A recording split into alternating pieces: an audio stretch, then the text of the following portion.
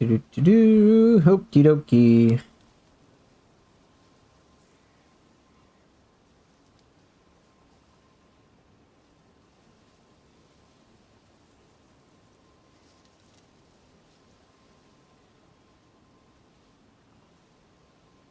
Why 2 hours? Because I don't want to play more than 2 hours. That's really about it. That's the entirety of the explanation. Hey, Golden. I want to play it for 2 hours.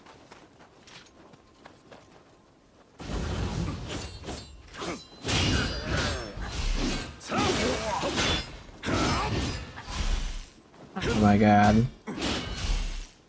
You're good with that? Yeah, you better be. You better be. Otherwise, look at it. Look how amazing Epon is. Epon's so good. 2 hours gamer. Yeah, 2 hour gamer. Yes, I'm an old man. Very nice. Epon's so good that it missed twice.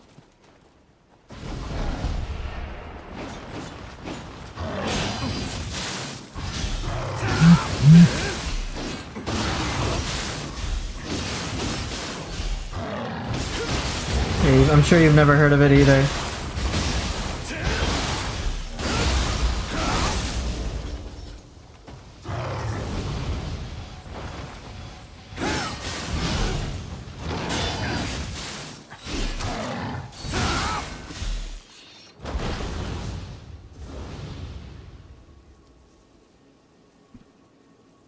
Hold on. Yeah, no one's ever heard of Epon. I don't know what that is either. Even though I'm using it. Okay. Hey, what's up, Satya? Hey, Wizard. Can't wait for playing Nioh 3 for about 3 hours? Yeah. Do against all comers, please. Would love to see you try your hand at it with a different weapon combo with soul cores than I do before. I can do that. I'm willing to do that. It would be like the only thing I could do today.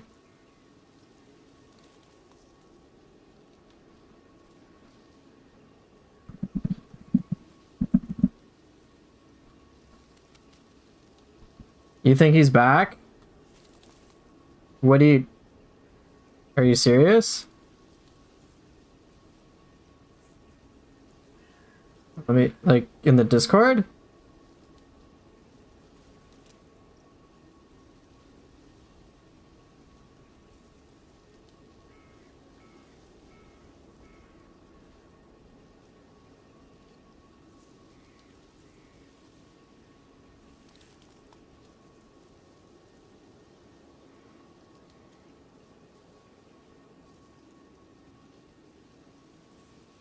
How about play Wolong but not for too long? Okay, let me take a look at this.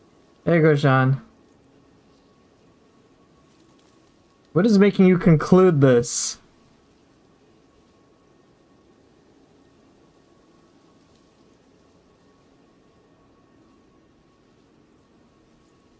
Randomly starts asking advice and using same Odachi in his clip? Same person?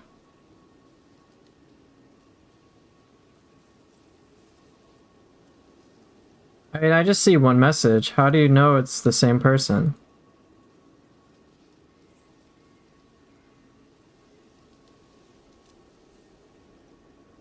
Am I gonna play Wu Chang? Not at this time.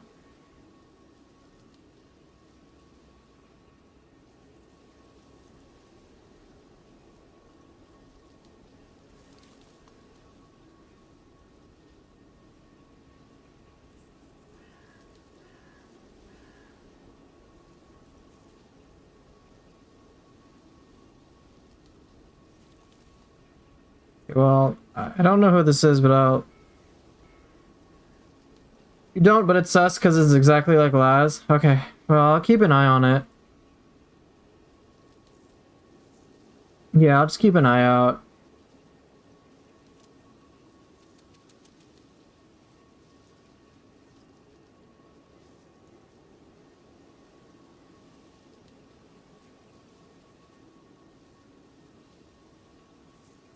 I don't think I'll play Wu Chang. I haven't looked into it yet, so I can't conclude anything. But all right.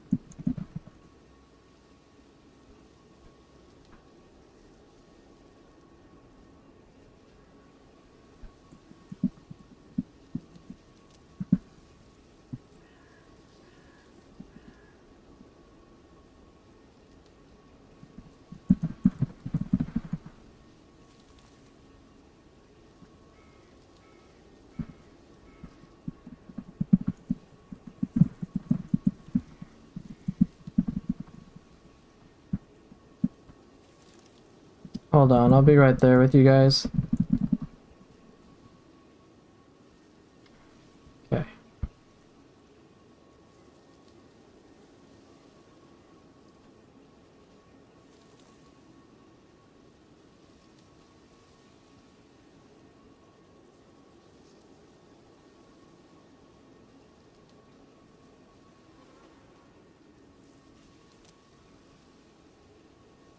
Okay. Sorry, I know I'm not paying attention to the stream right now. It's...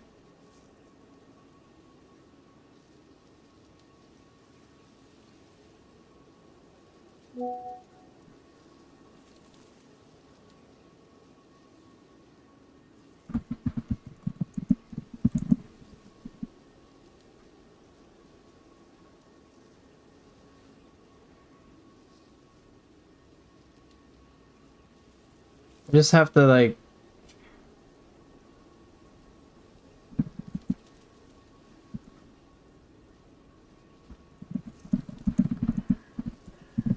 Okay, hold on. Like, sorry, just like this whole, so for context for anyone who's watching, I'm a little distracted right now because of potential problems that could happen in Discord.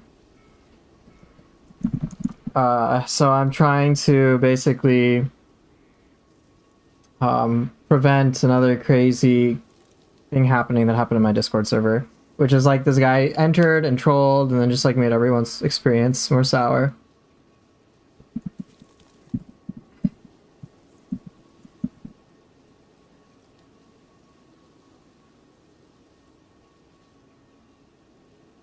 So it might be the spammy guy from yesterday. I made it so that only people who I approve can join the server now. So, yeah, it was very irritating, and I don't want that to happen again. Okay, so then... Yeah, I need to make sure I deal with that so that my Discord server doesn't get fucking crazy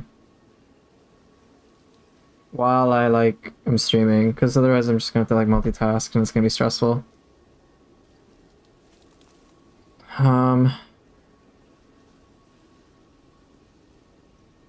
Right, let me...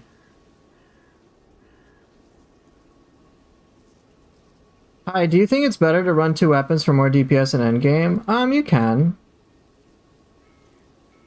You can. There's pros and cons to two weapons, mainly meaning it's more complex. But I like to have my two weapons basically perform different functions. So I feel like I'm covering all bases. But you can just stick with one weapon and that will be fine. Alright, let me...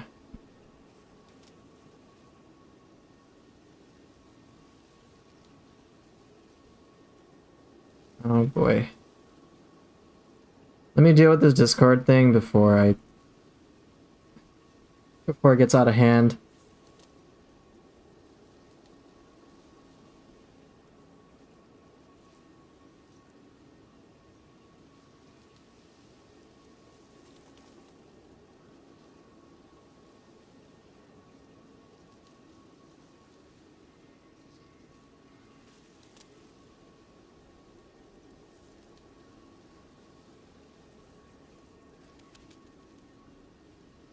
I need to make sure to remove the ability for people to have to tag everyone.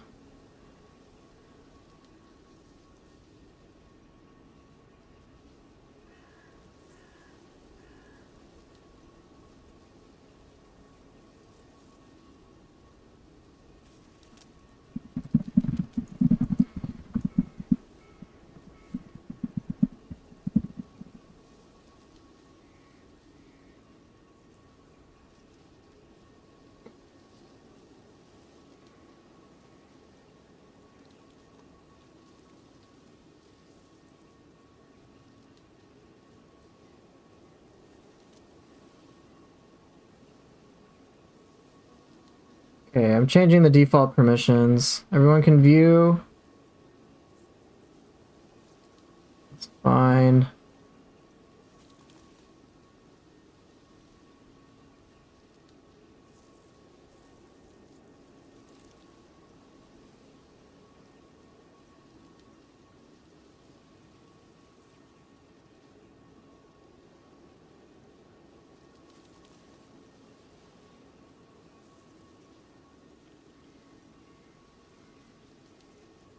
Okay. Alright, for now...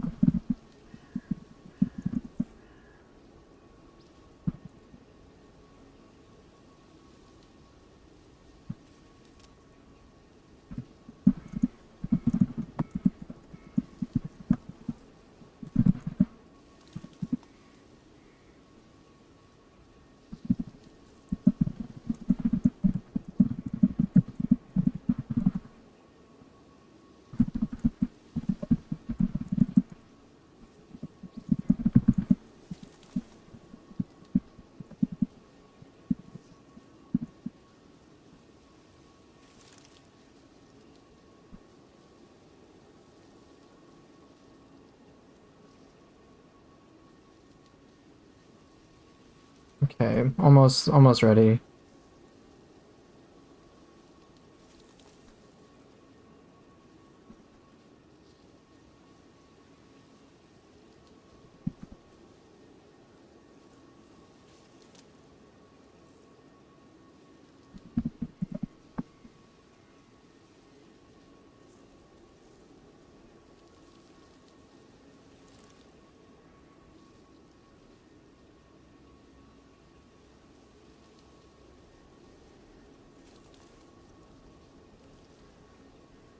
Okay. Anyway, so I'll have to like adjust my Discord server settings over time. Here.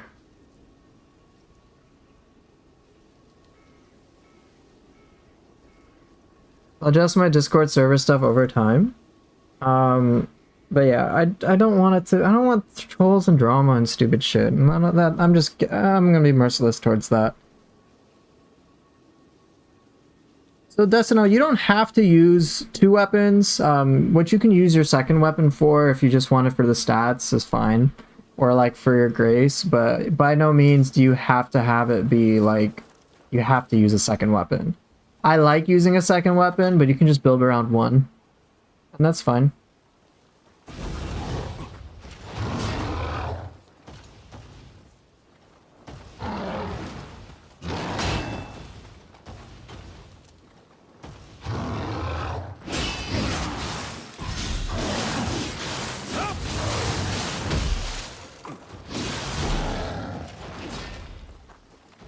The 100% last even shows up offline in the user list like yesterday. What do you mean?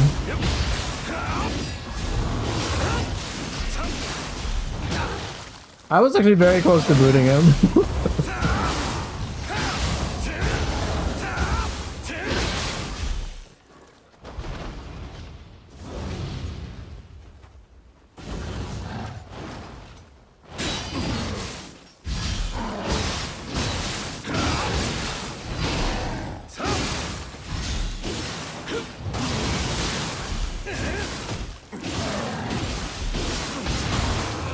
Yo. Yeah, I forget. This is on... Adachi's better against humans.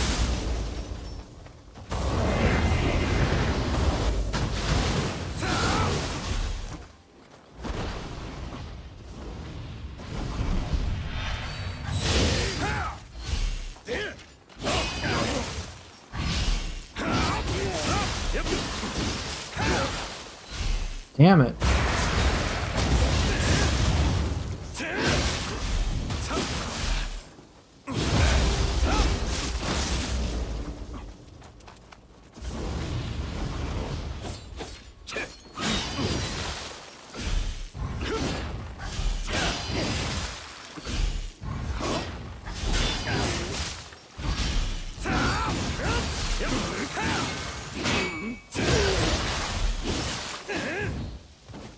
Oh my god. Stop.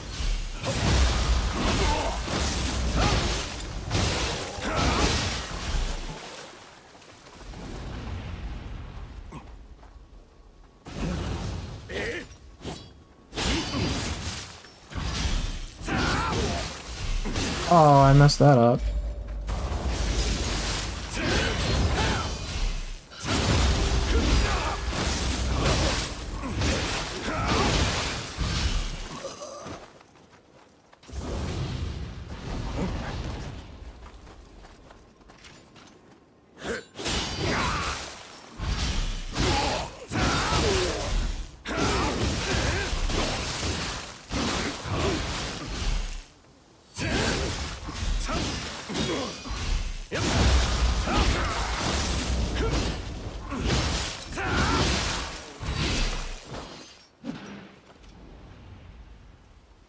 Not poopy.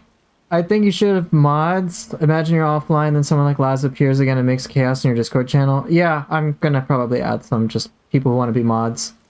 Usually once people are online, they're online, but he likes to set status invisible. There's way too many similarities to be a coincidence, but I'm not telling you to ban him now. Yeah, I'm very skeptical of this guy already. Already. How to move on from unresolved trauma? Usually you consult with a therapist. You had to mute the server because of him? I know. I'm just not certain it's the same guy.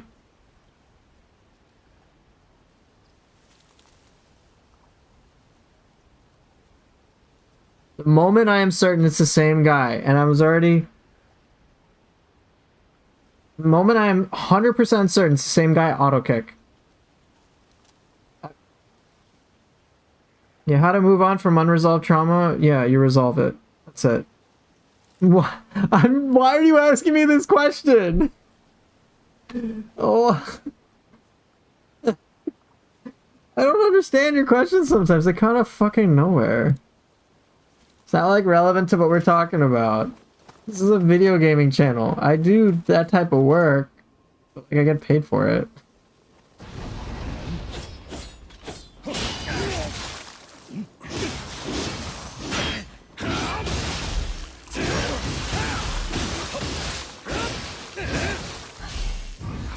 We don't have money, so please tell me.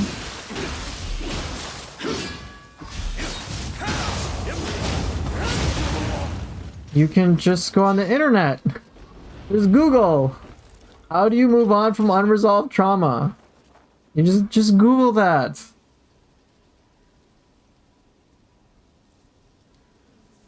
And we just told you. How do you move on from unresolved trauma? You resolve it. I know, Wizard. I know. Like I said, that comment, I was like, ooh, I am this close to kicking. The next thing I see something out of line, I'm like, you're out.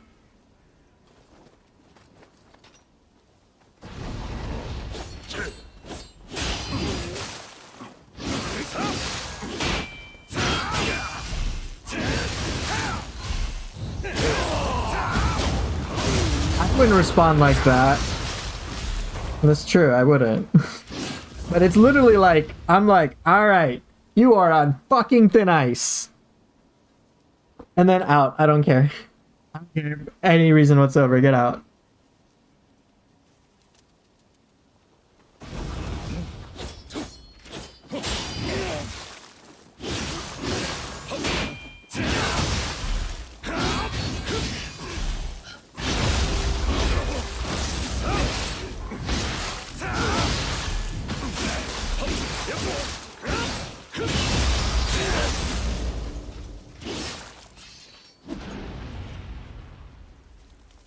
Hey, that was pretty good for an Odachi clip. I will probably upload that to YouTube.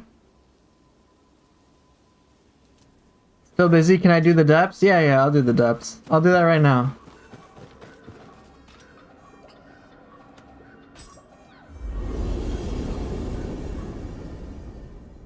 The trick is to understand that a resolution doesn't come with answers, but with the right questions. The ice has melted, he's already drowning and only head above water, yeah.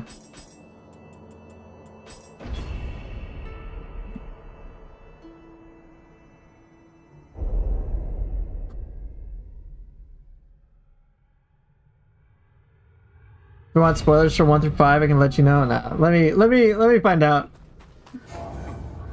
Boss 2 is oath. Oh no. Oh no. Do I have to press R1 X for Switchblade at the same time, or first press R1? So you do R... It's R1 and then X. It's in that order.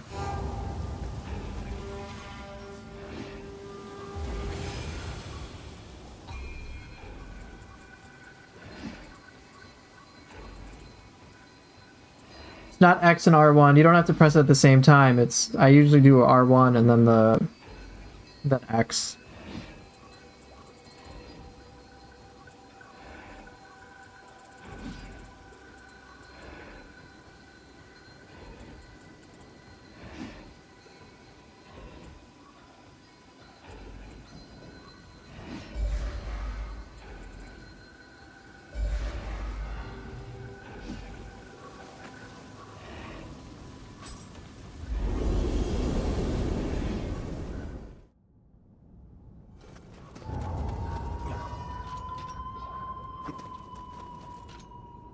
Do it with fists? Maybe. Oh. You know what? Screw it. Yodomitsu... Fine, she's gonna get destroyed.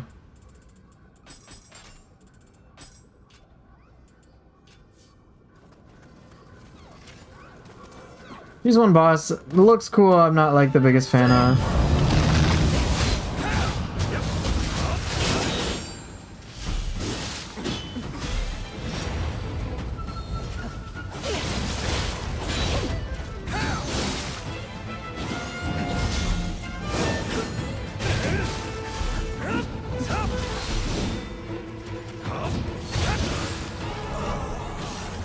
She has a lot of cool moves, but like, just the properties of fighting humans is what makes her frustrating. It's different? You don't know the order? Okay.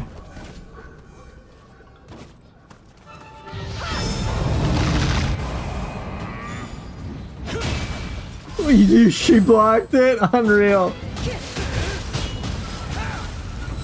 Oops, am I dead? Oh, I guess I have my defense up. That helps.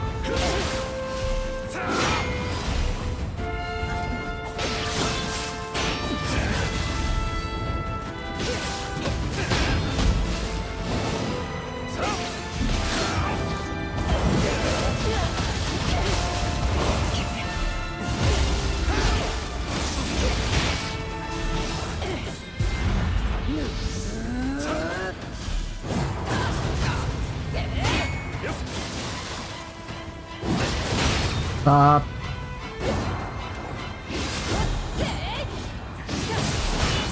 Got a problem.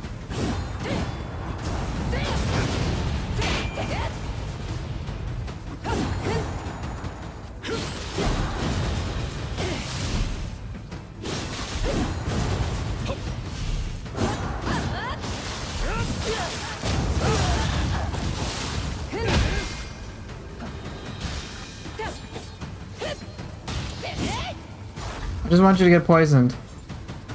I'm done. I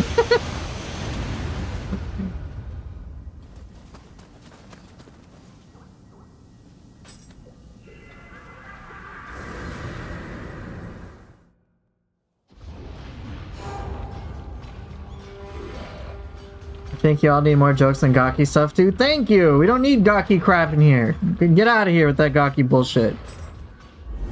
Yes, it's terrible. Hey there, just remember something after playing Nioh 1. Yeah, what'd you remember?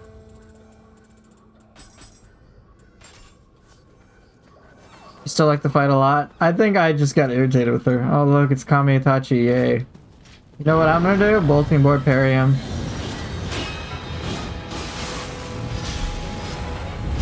Oops. I guess not.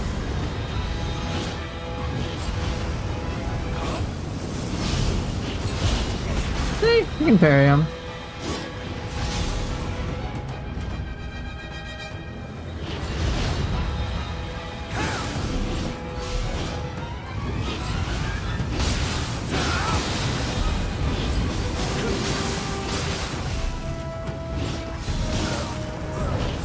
I know it's not the. I thought the same. Do I have to press and hold R1 before pressing X? Yeah, I would. That's what I would do. I would press and hold R1 and then press X.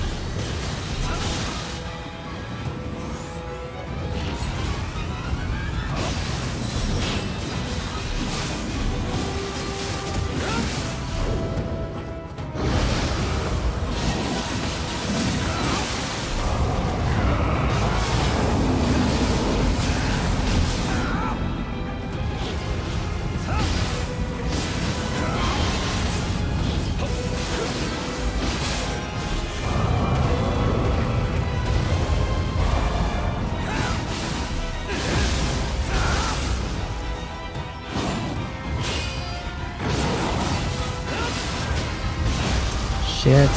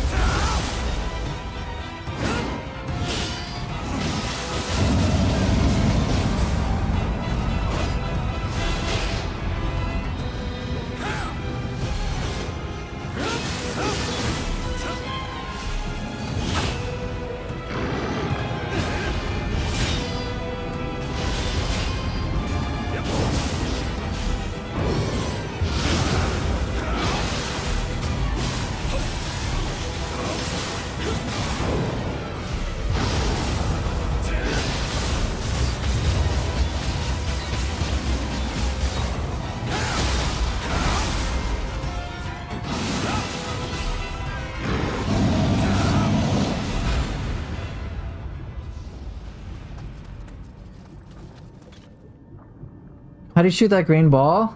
That was toxic slime.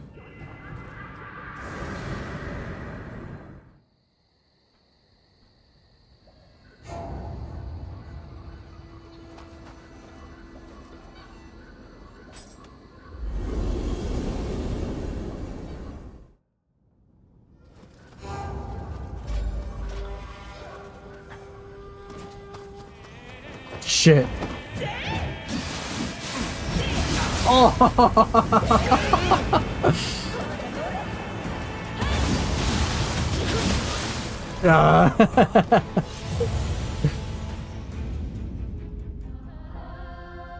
That was rough.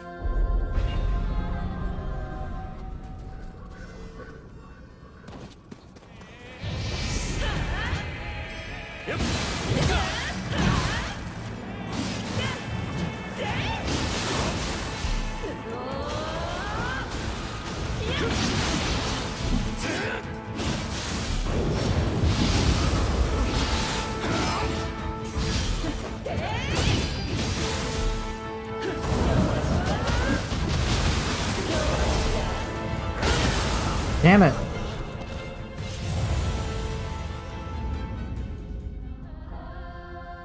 I don't know enough about Wu Chang yet to make a decision, so I can't say.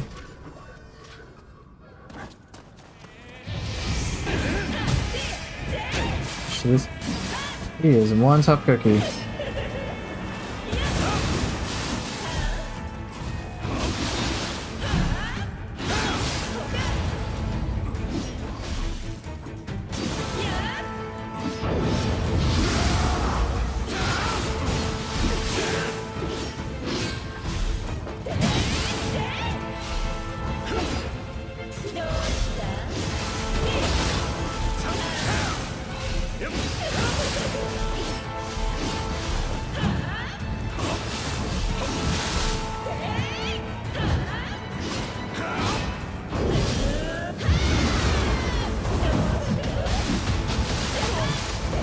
God damn it! Allegedly, it's gonna be day one Xbox. Oh, Game Pass. That's cool. I think Ninja Gaiden 4 will be as well. It's tough with me using these weapons.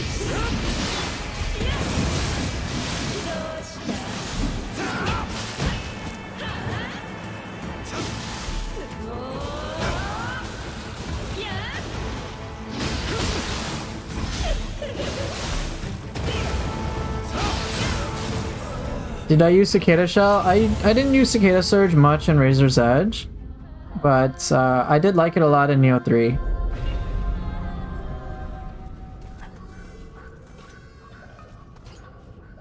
Is Wu Chang not Wu Chang? Wu Chang?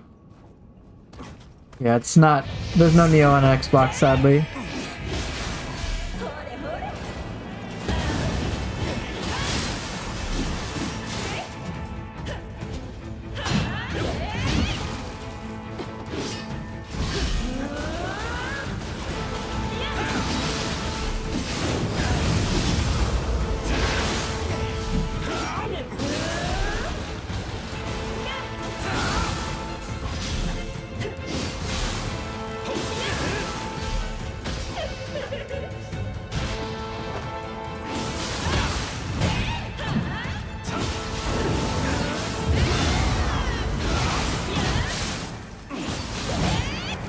Gosh, it's so difficult. Oh, could you even kill me?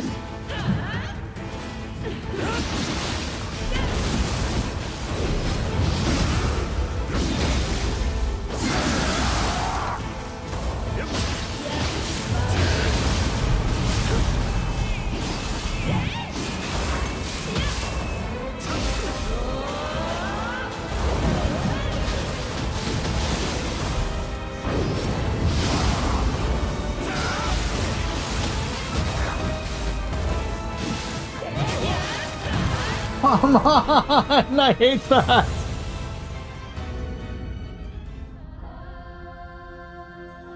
Yeah, it is difficult to sound phonetically.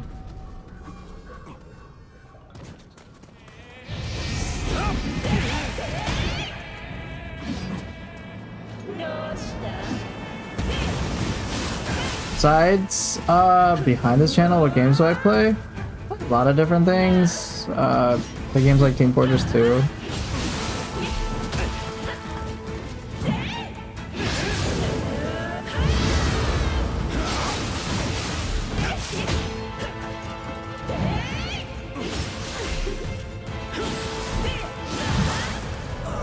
Yeah, she does give burst counter opportunities. I'm also not that familiar with these weapons against her, so it's making it harder.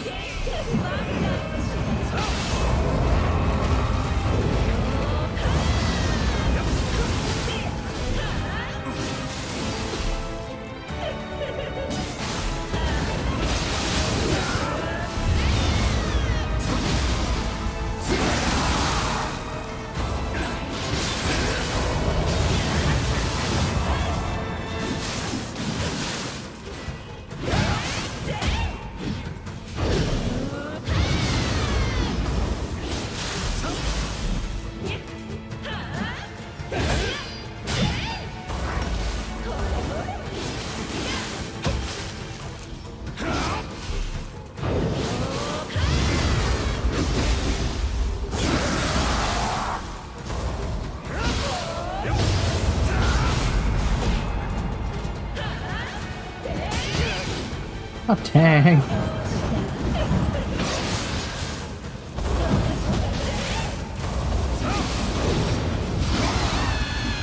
He's a tough boss.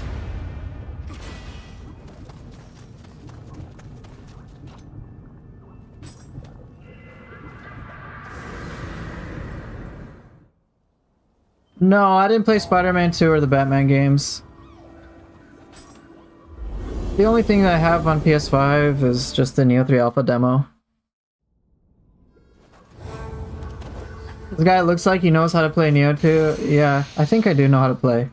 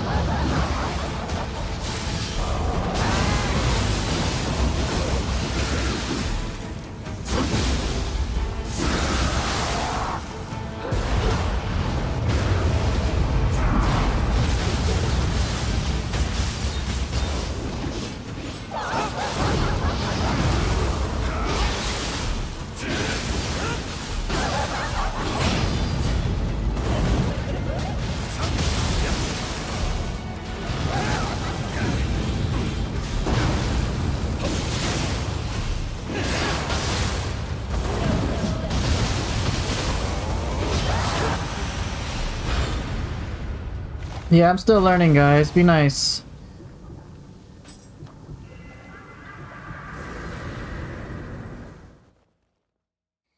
He's going for the Steam refund speedrun? Yes, yes I am. Be chill. Yes. How do you cancel out of the hurricane type abilities? I stop inputting like anything. So I stop like moving on the left stick, I stop holding down buttons.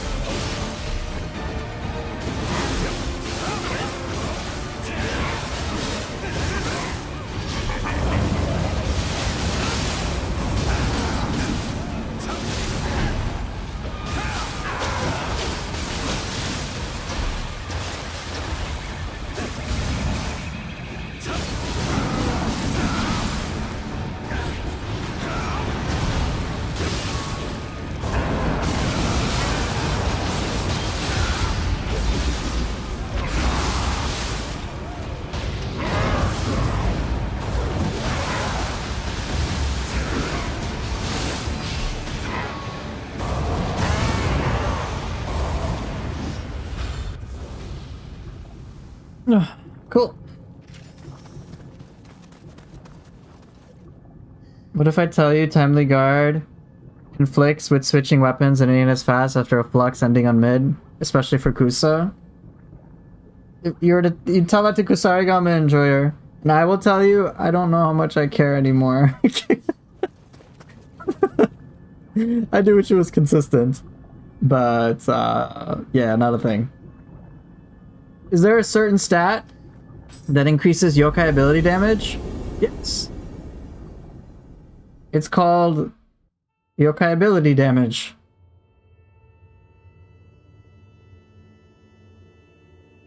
Not even joking. You see? There's the stat that increases yokai ability damage is called yokai ability damage. And it's for all of them.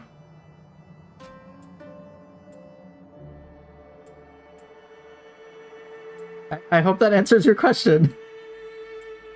There's also yokai ability damage force boost, which is if you're at full anima, your yokai ability gets more damage.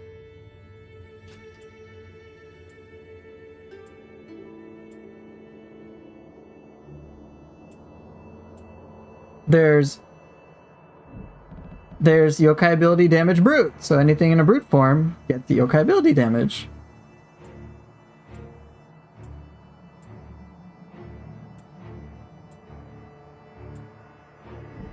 There's also yokai ability damage feral, for things in feral form. There's also yokai ability damage phantom, or when it's in phantom form.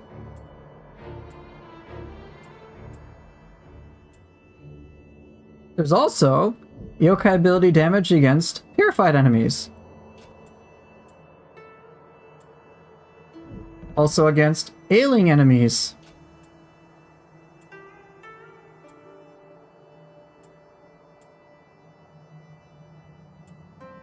Yeah, those are your ones. You don't need to stack that much of it, believe it or not, because there are other stats that I think would serve better in the long run. But if you could get like a little here, a little there, you're in good shape. Nioh's RPG system, in my opinion, generally tends to encourage like, it'll generally encourage some diversity. So like getting a lot of good things. So it's like, rather than trying to perfect one thing, try to get like great things for a lot of things and you'll be in good shape. So that will help. But a lot of the abilities have their own like base yokai damage, like their base damage, like pretty much no matter what. For example, Yatsuno Kami is gonna hit like a truck. It's okay, shit. It's fine.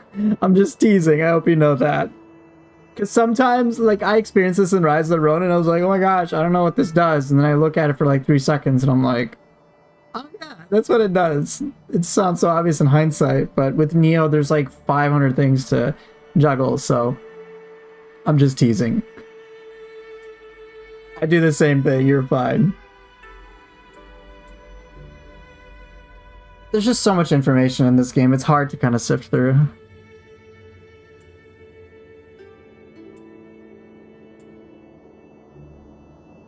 What does running speed means is when you run around. You move faster. Yeah, they have it like, so you have walking speed, you have walking, and then you have running, which isn't like you're sprinting. They call it dashing instead of sprinting. But really, the running should be more like jogging, because your character's just like jogging around. So it might just be like a translation thing. I know, running speed and dash speed is so silly. It's more like your character's jogging and then your character's sprinting. Dashing is sprinting.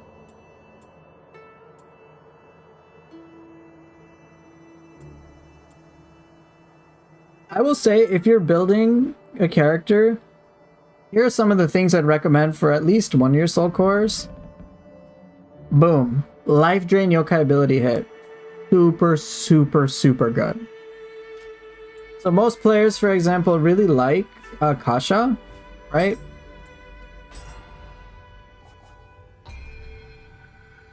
Let's see. Let me see if I can get one out.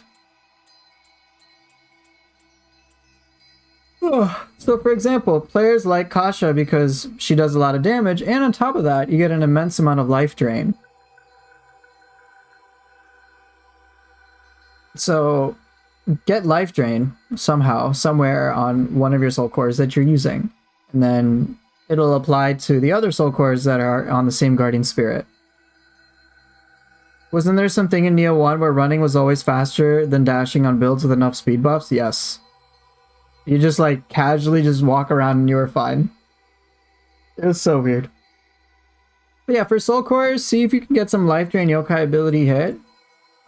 If you get very lucky, this is like pure luck if you can get this.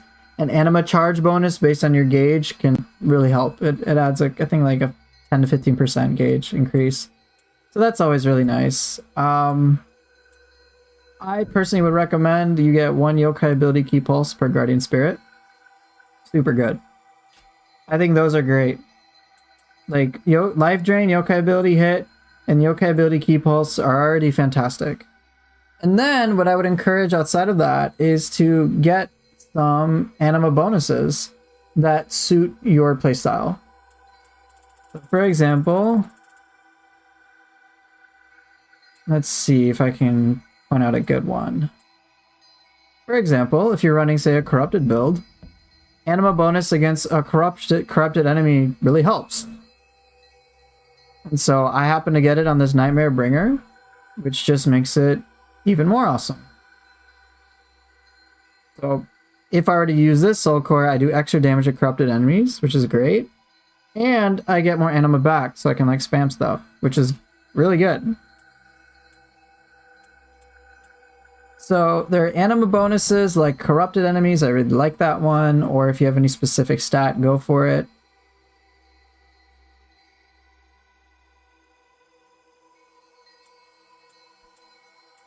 There's also stuff like enemy saturated. So it increases anima when you inflict specified negative status on an enemy. So you have when the enemy gets saturated. So it's like the one-time application versus they are saturated and you keep wailing on them. And one thing I want to say about the enemy the conditional like one-time application things is they can actually give you like an absolute shitstorm amount of anima. Wait, where's my tiger?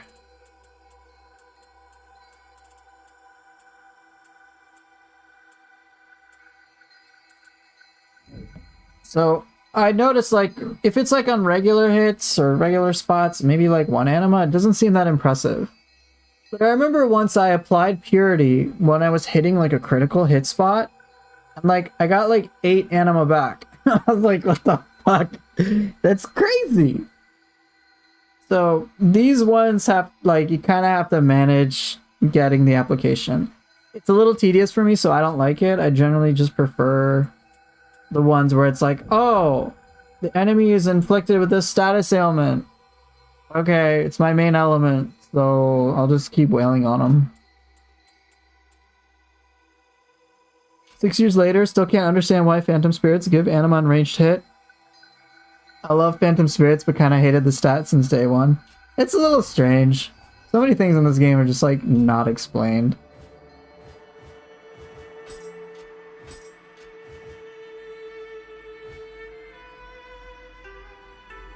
Timely Guard anima gain is what I like because it's more proactive than building it off as a passive. Yeah. That applies to hatchet throws, by the way. I know, such weird shit. Yeah, Timely Guard anima bonus is really good. I actually like it a lot. Anima bonus Timely Guard. And then when I pair that with Aberrant Soldier, just even without any anima bonus or charge modifiers, 3 plus 2.6. Basically, if I just block Timely Guard, don't even have to do like a parry with it. It's just like I block and I can get. I'll just put it this way. Imagine in Nioh 3, every time you do a deflect, you get 5 points, you get like a shit ton of spirit force back. That's effectively what it is here. It's 5.6 anima on a block, on a deflect. Like, that's wild. So with my anima charge bonus modifiers, I get like sometimes 7 or 8. Right, and it's not a mid stance thing. So like, this is super good. Another one I think that has a fantastic anima bonus is Underworld Soldier.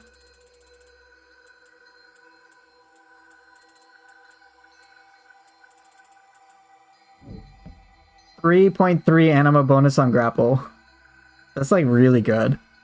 And since I use Demon Horde weapons, I get so much anima back. It's just ridiculous.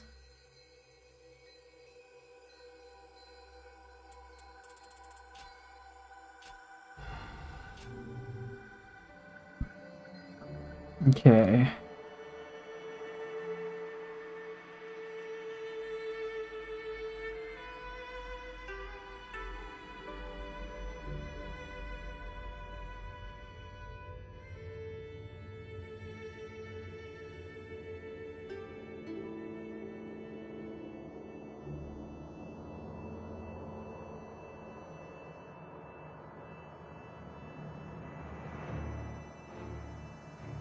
Okay.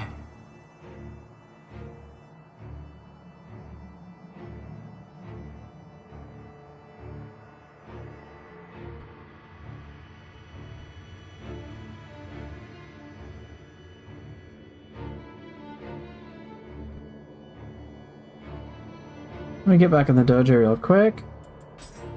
Oh yeah, I was asked to do it against all comers. I can try that.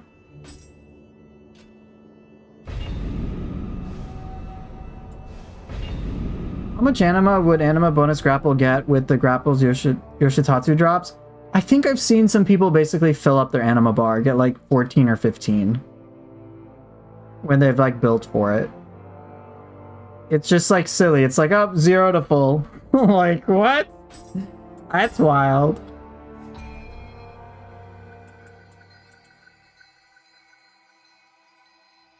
Alright, so someone asked me to do against all comers. I'll do it. I'll use Kagewani. And then I don't know what I want to use. Yobishin. Sure.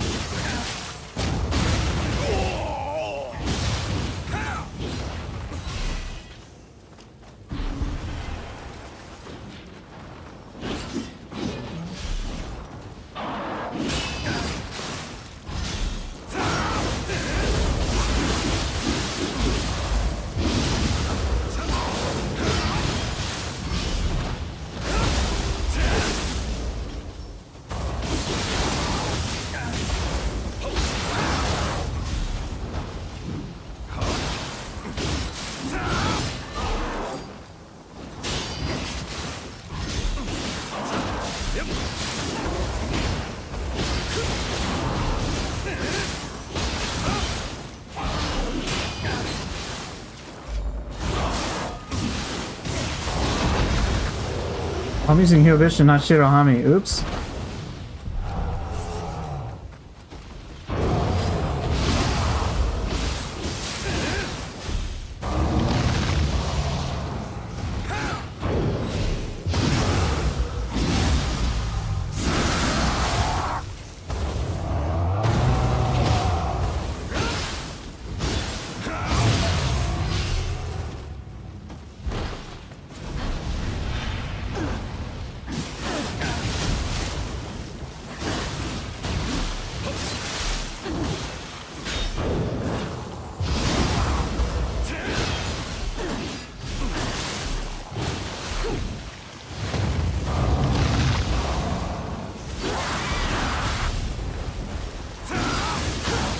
What are Skibbity Riz? What are you talking about?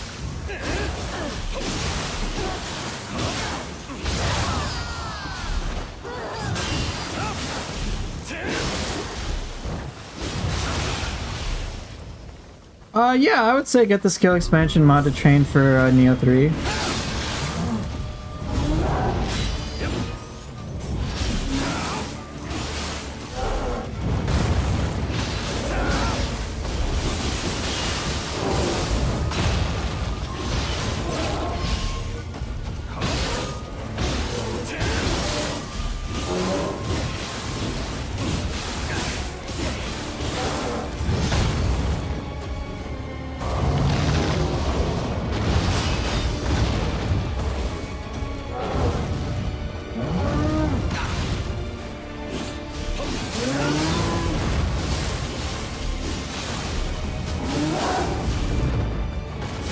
Do I recommend using the Tompos in Nioh 3? Yeah, give it a shot.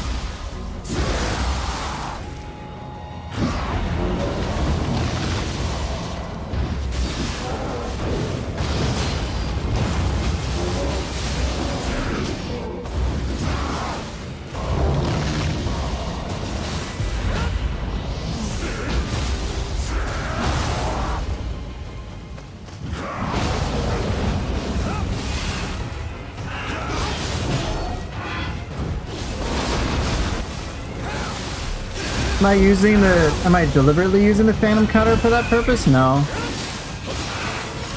I just already used Pharaoh.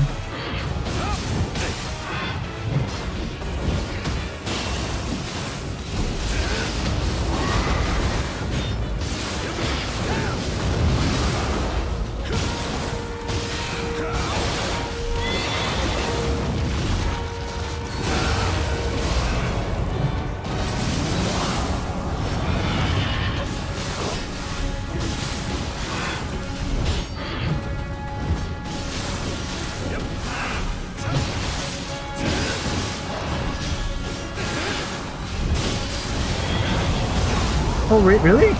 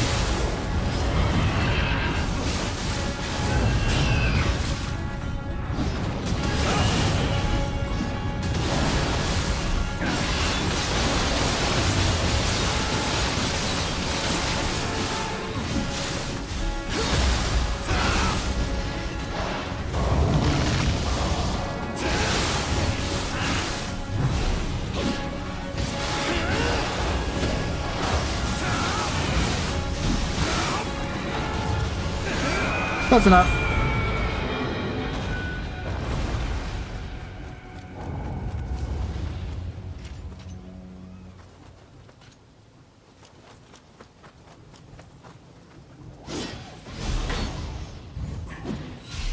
Yep.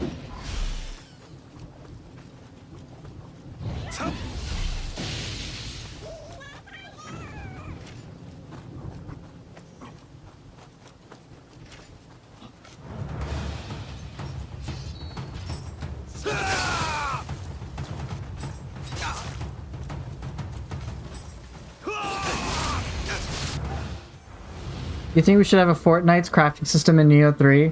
Imagine building a 5-star hotel but doing okay, get out. Get out.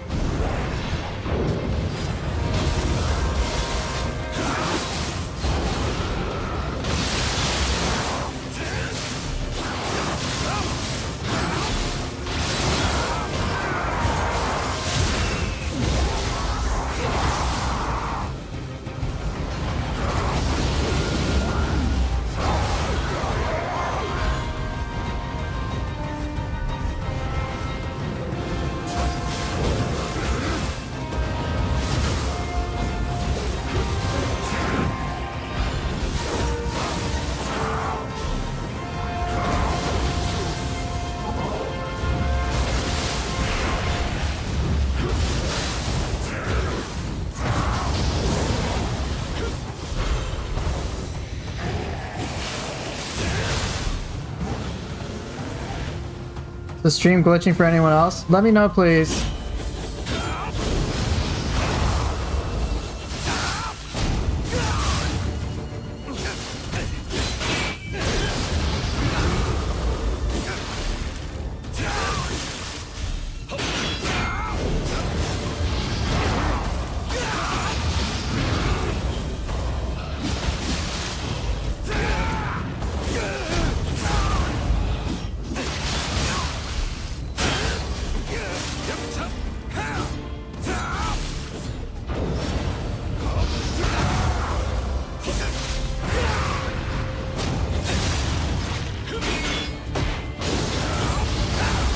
Hit.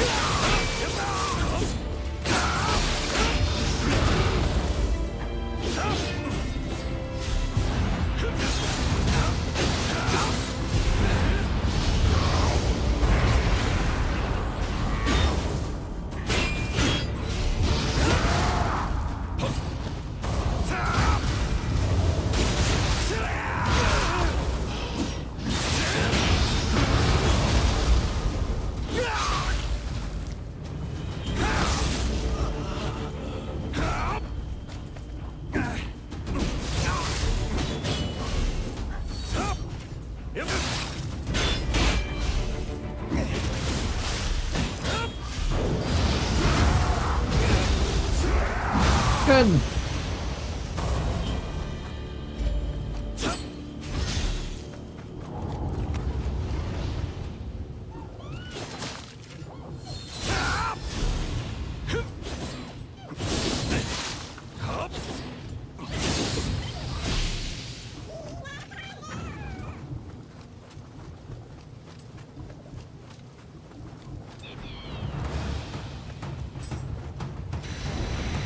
This is just a very minute observation, but I think disabling all the camera actions lets us judge the recovery more clearly. I wouldn't know anything about that.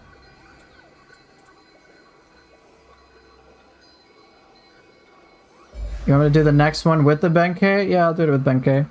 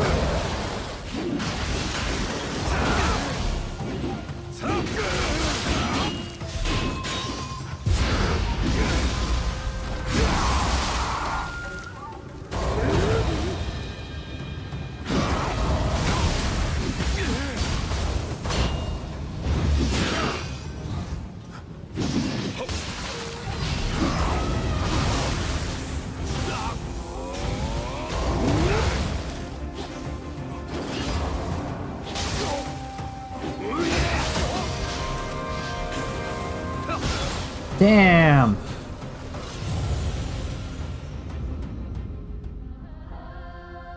I think item cancel out of bolting board is very tight timing. But you're also talking to the wrong guy when it comes to like item cancel, like I'm not that big on it.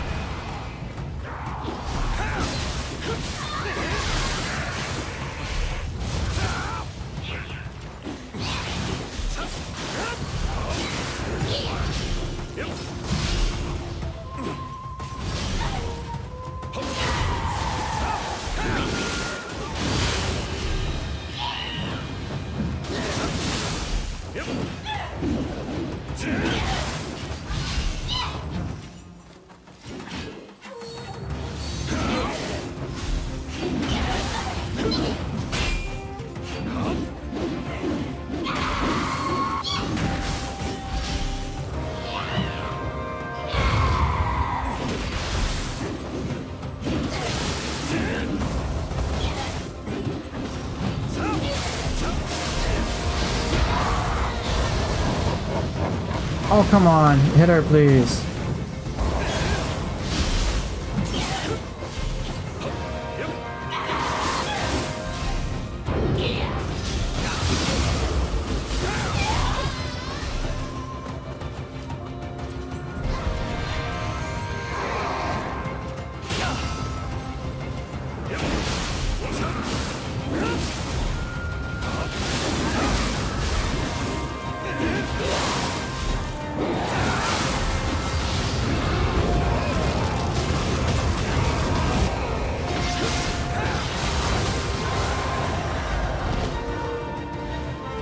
What do you suggest for good weapon combos? It's gonna be a matter of preference. There's no real right or wrong answer. You can make anything work.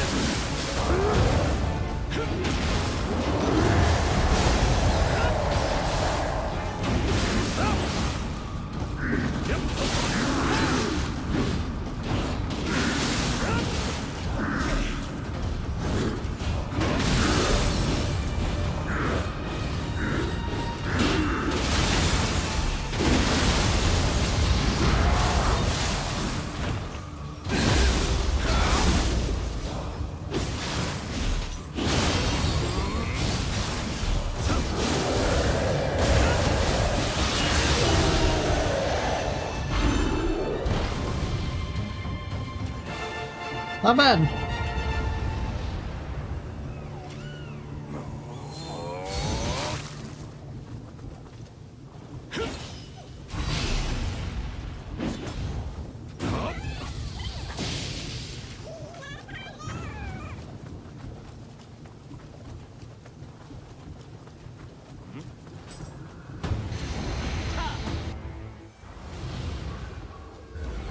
Okay, switch it up a little.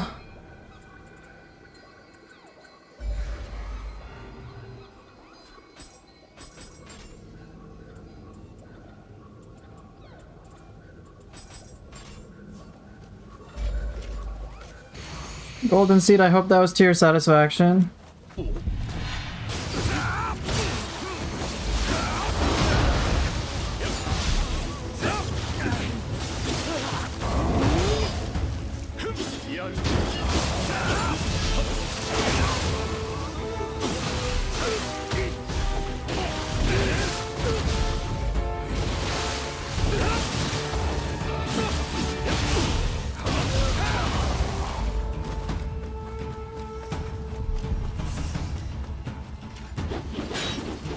Wait, this is Nobunaga, right? Yeah, I don't need what I'm doing.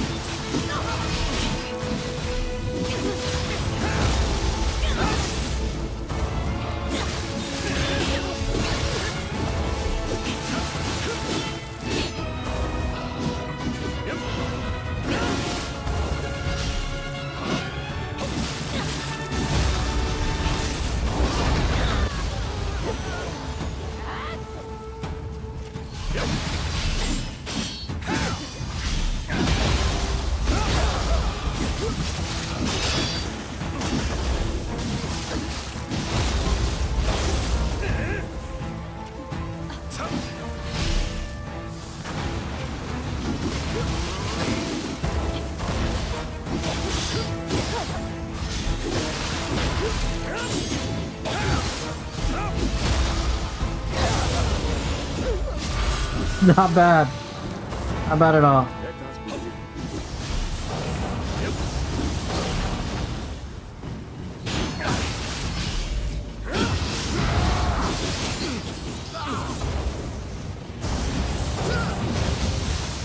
Oh, no, you did not.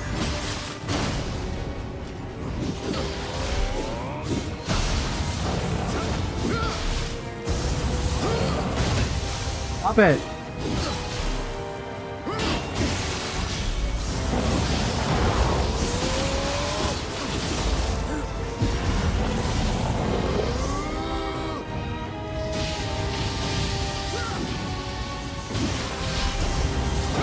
Stop it! What are you doing? Oh my god.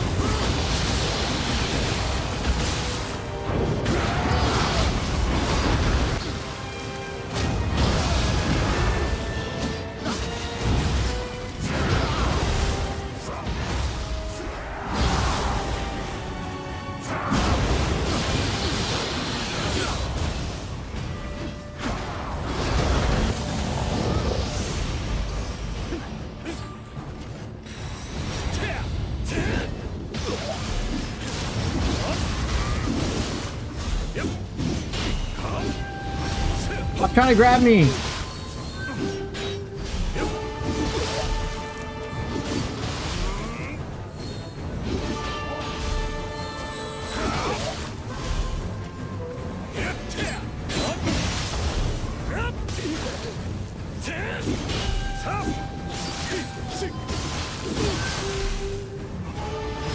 You try to grab me.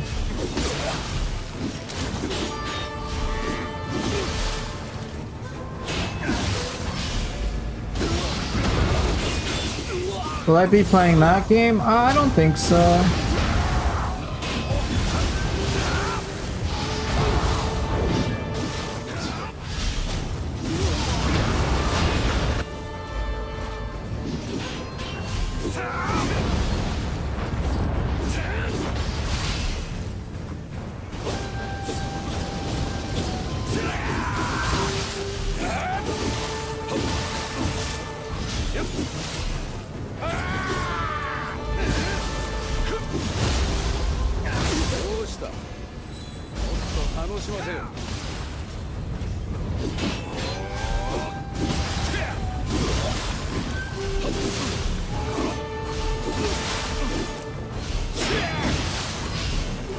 I don't think I'm gonna play it.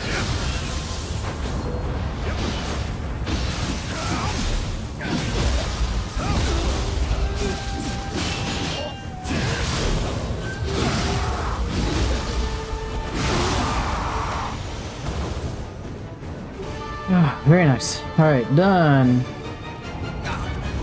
Why? Because I didn't buy it?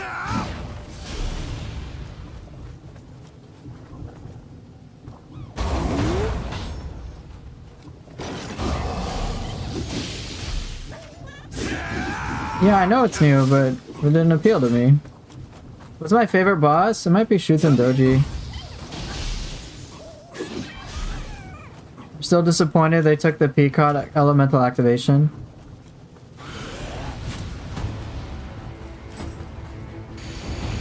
Will you make a GoFundMe so you can buy it for you? No. I will not.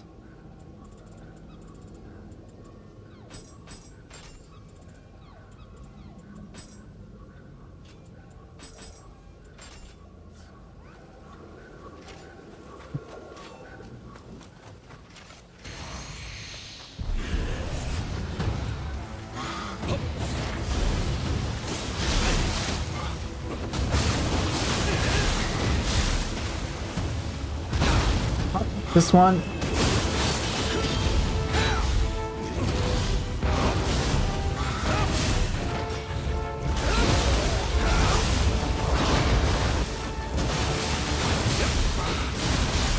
Yeah, I already tried the demo.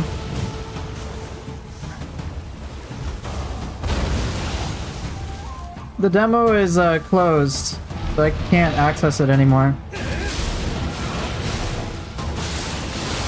Did you know that?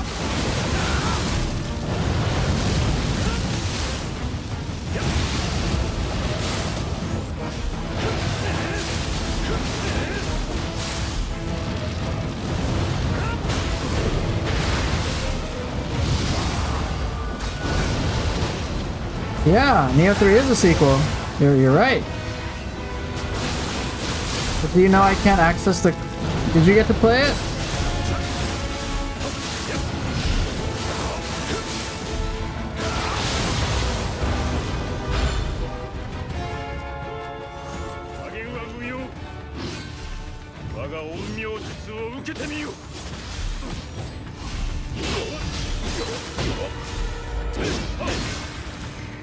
No, you're a phone gamer? What's making you play me? What brings you to my channel?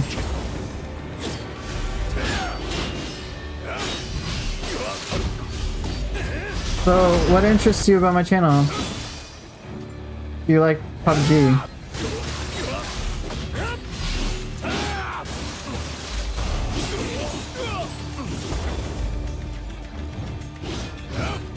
No, I'm not gonna play PUBG.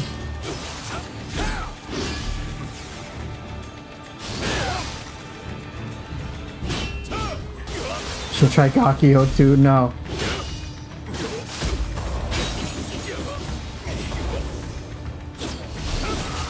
Damn. It's gonna take me some time to get through this.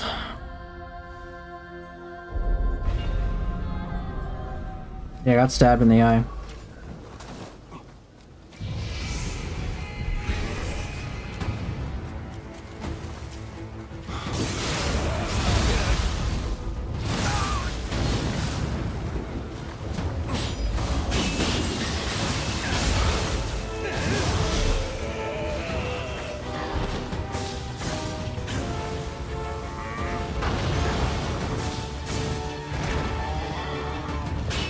Am I gonna play Elden Ring? No.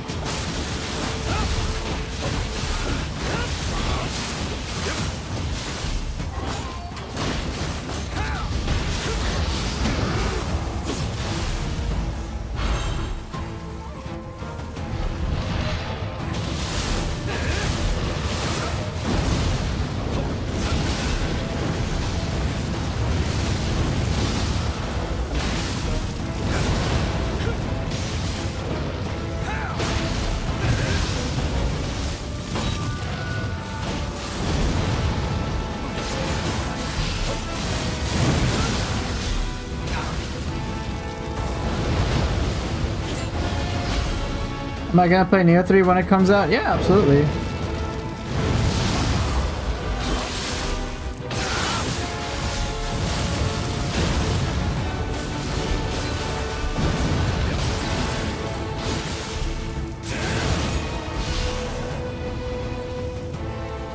Why? Because I enjoyed Nioh 2.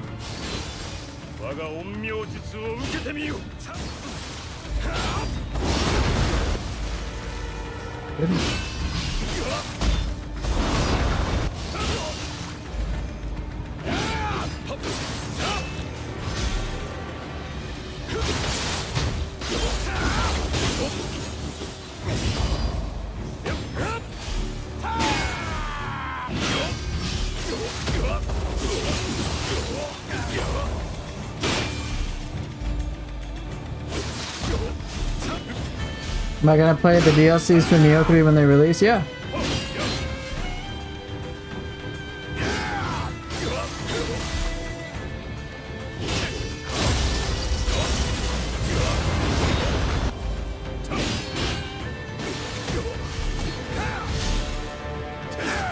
Super, do I use grab? Yes.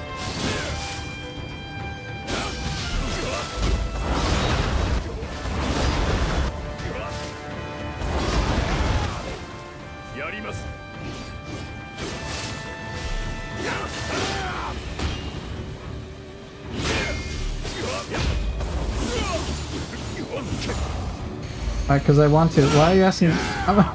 Please ask more meaningful questions.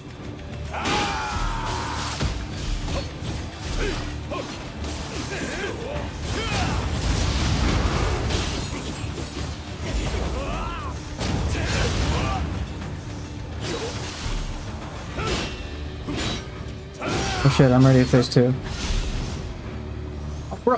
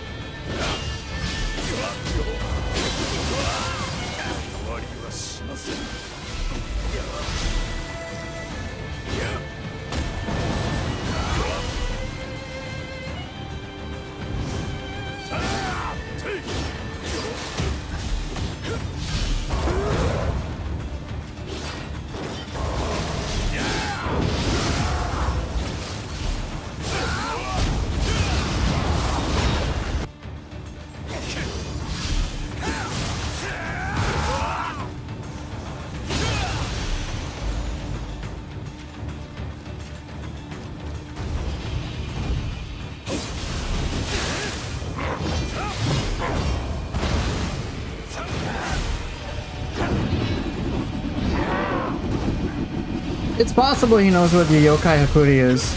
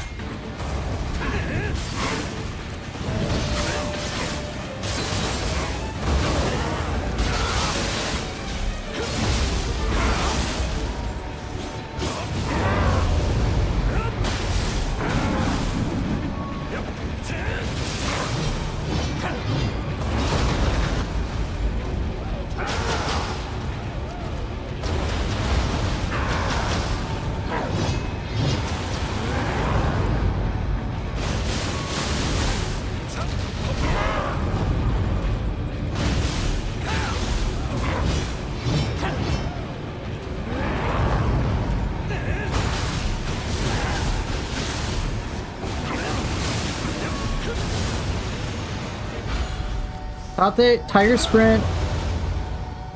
Going under his wake up isn't something I was aware of. Now I want to test it on, on Tate's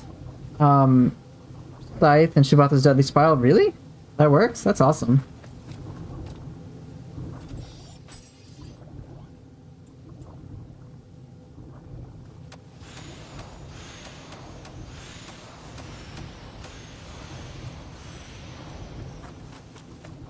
They copied Jujutsu Kaisen? No, they didn't. Ryomen Sukuna is just something they copied.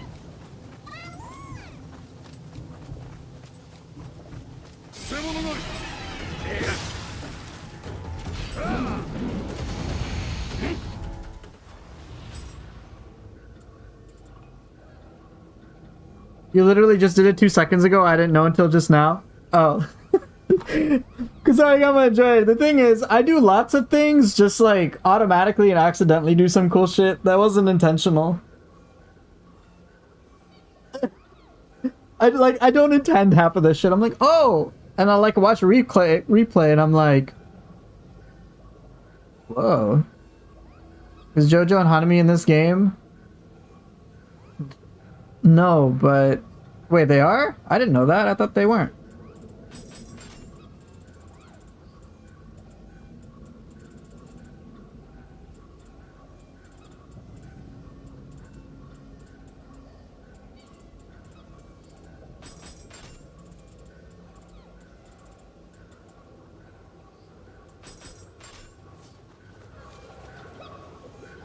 I guess I clearly don't know this game as well as you do. Alright, this is a waste of my time.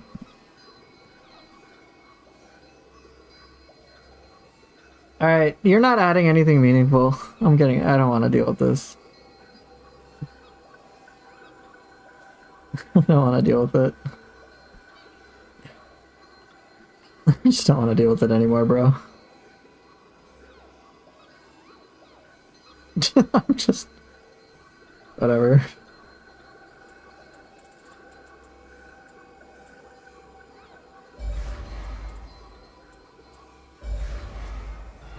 I don't want to use Wheel Monk.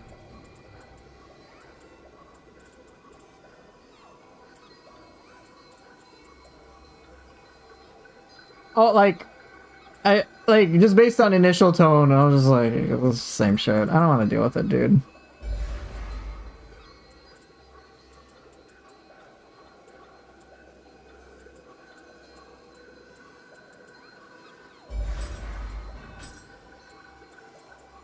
Gets irritating.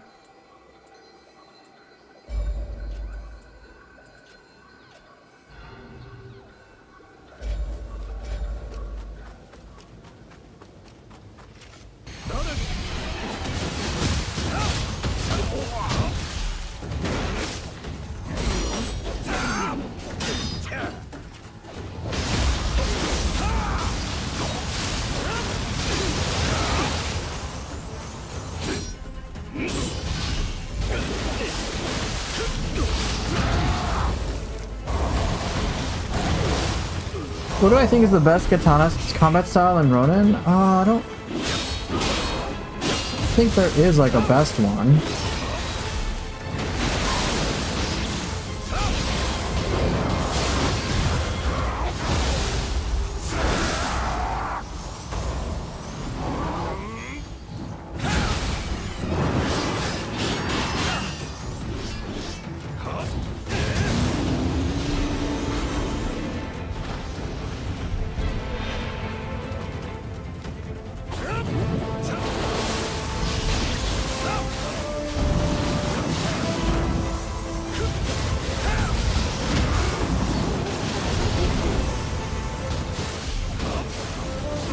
Like, they're all fun for different reasons.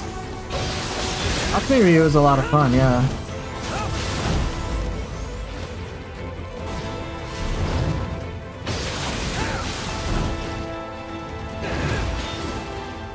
Akme Ryu does have a... Alright, it really does have a phenomenal, like, deflect window, or counter spark window. You're absolutely right about that.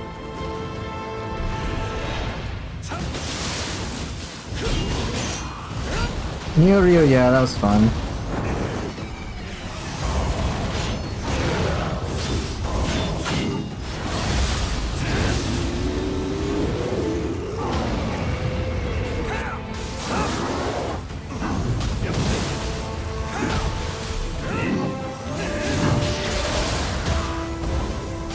Bro! Oh, I got flattened. I was surprised with all of the different combat styles. They all had like their own unique pros and cons, and like they were cool. I know I really like the Tennen Rishin Ryu. What's my second guardian spirit? Baku.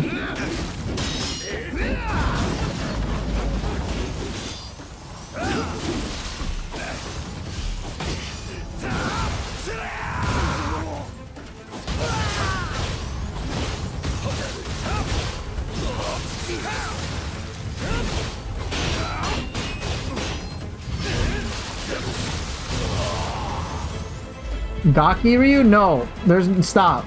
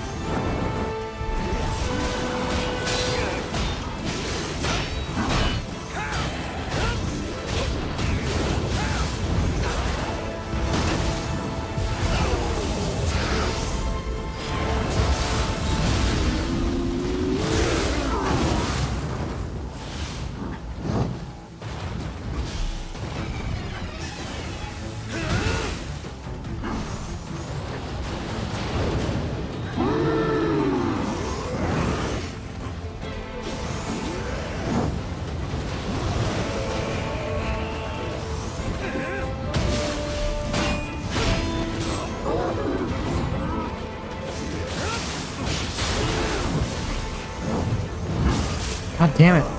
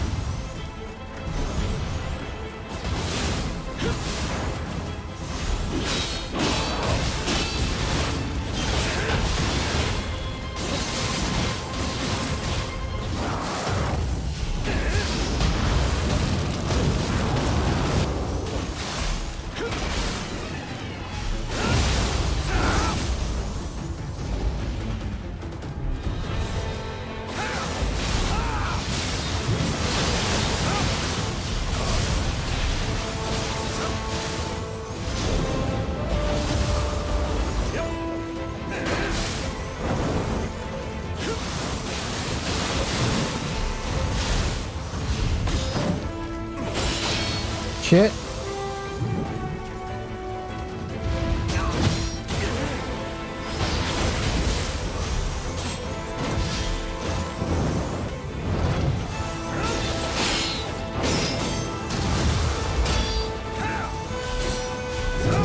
This is against all comers.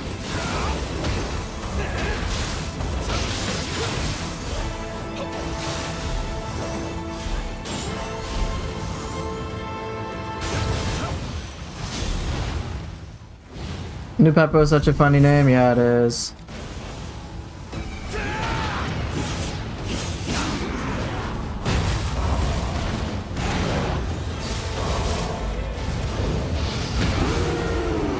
What? No, I hit you, bitch.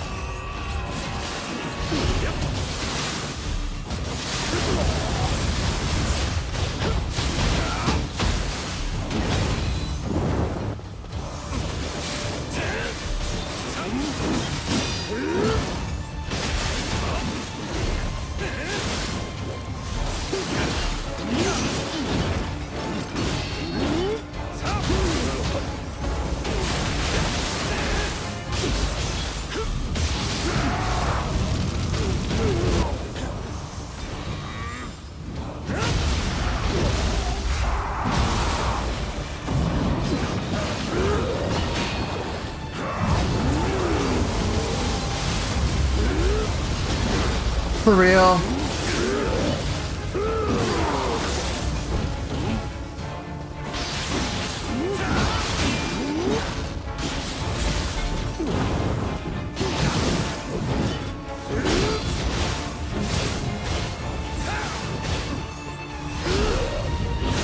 No, don't kill me now. Fuck. Ugh.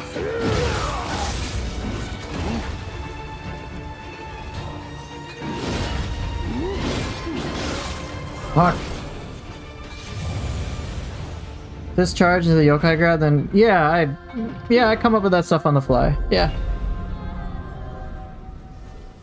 Alright, let's see. How's my time? Time's doing okay.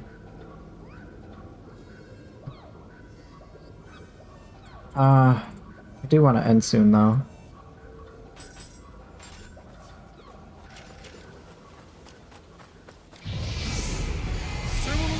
Alright, let me try to clear this more quickly.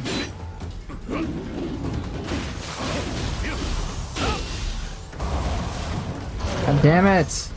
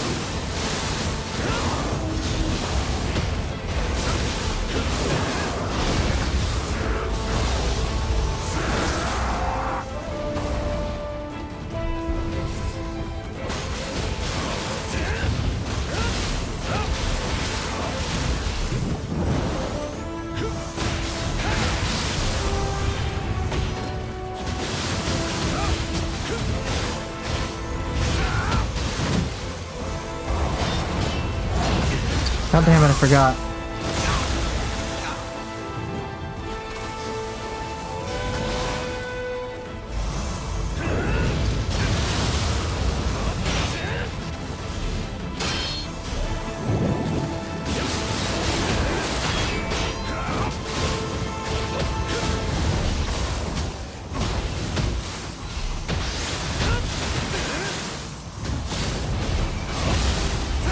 Yes, Oxcart's a very good core.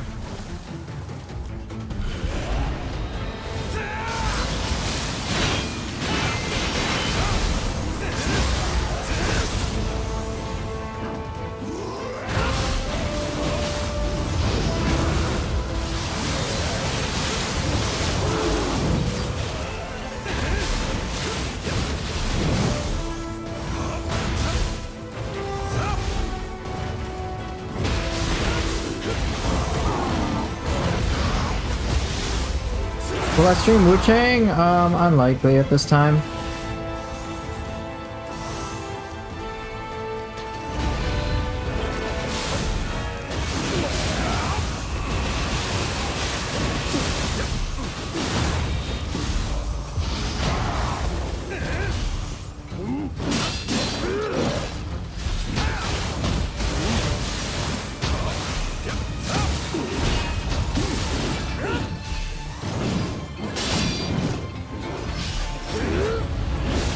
Dude, I dodged too early.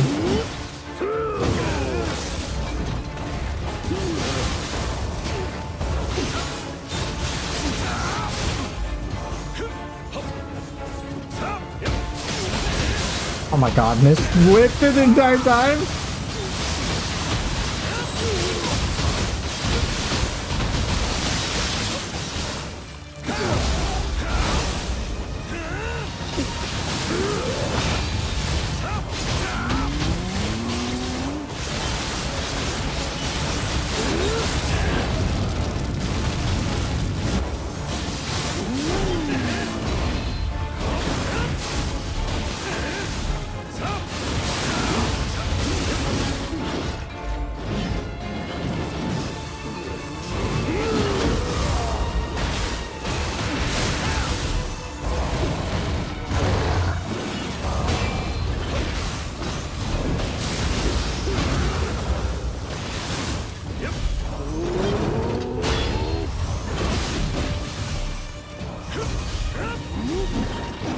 I know, that was such a failure of a Beyond Infinity, and then of course I fixed it later. Oops.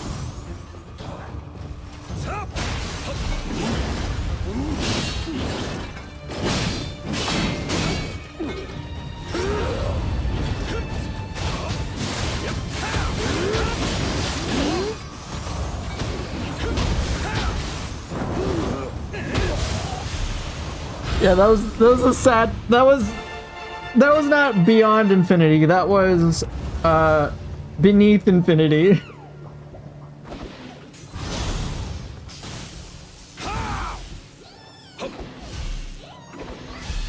Is Beyond Infinity the highest damage move in the game? I don't think so.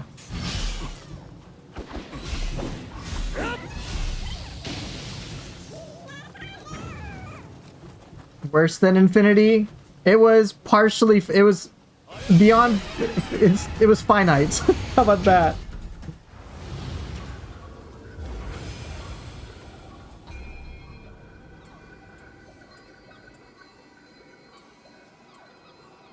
I thought it was limitless, no? I guess I wouldn't know.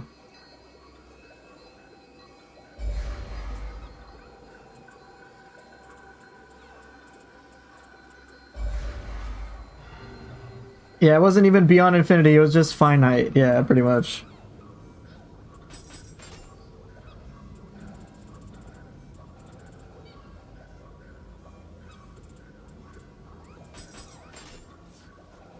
The items I used to go back to the shrine, that is called an Earth Folding Talisman. Let me showcase what that is. Earth Folding Talisman. When use these magical items instantly transport you to the last shrine you prayed at.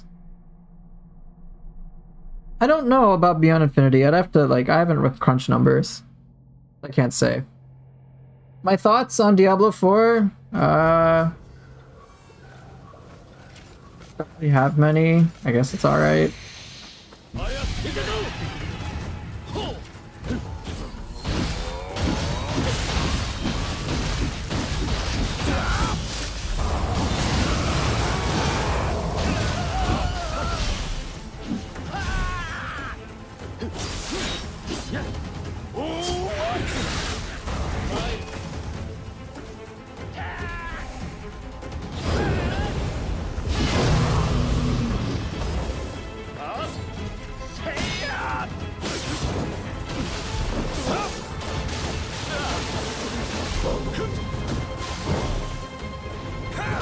Yo, this is why no one likes Sloth.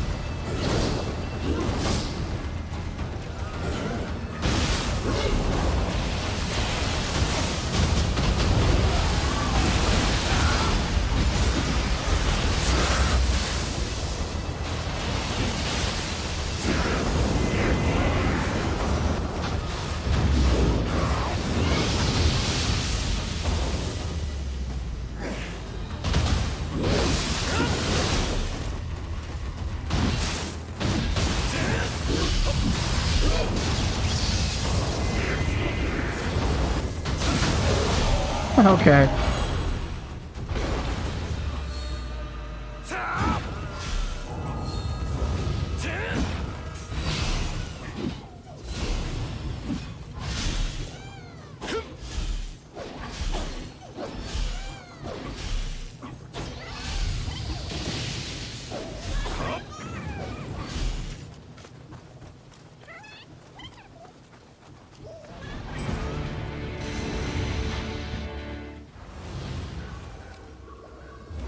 Okay, getting some good progress, which is nice.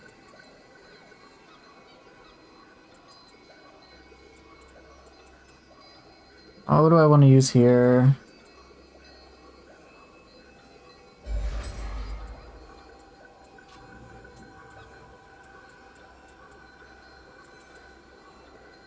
Yeah, sure, why the hell not?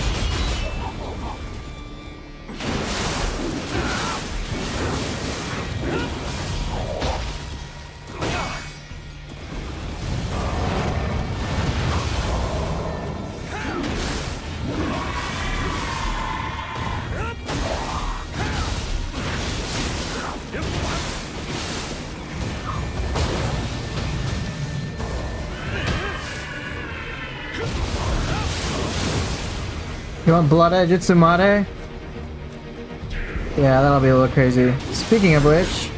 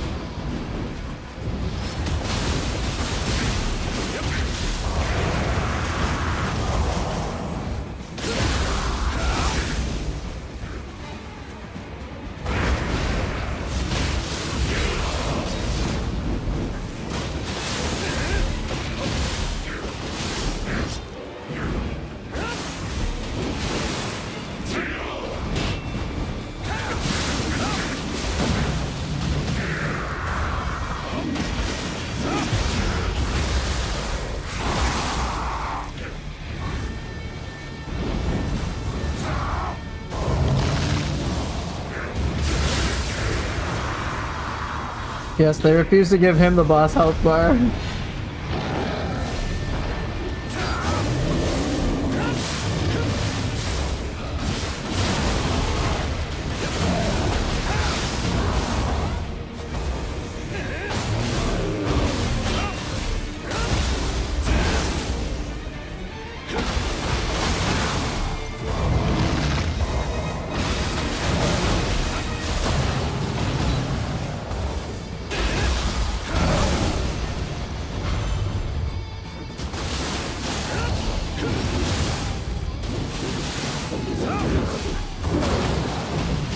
Yeah, it's DJ Khaled.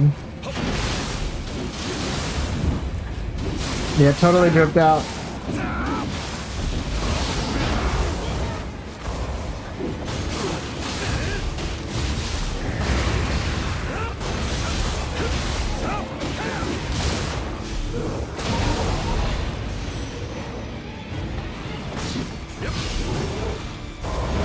Shit, wrong one.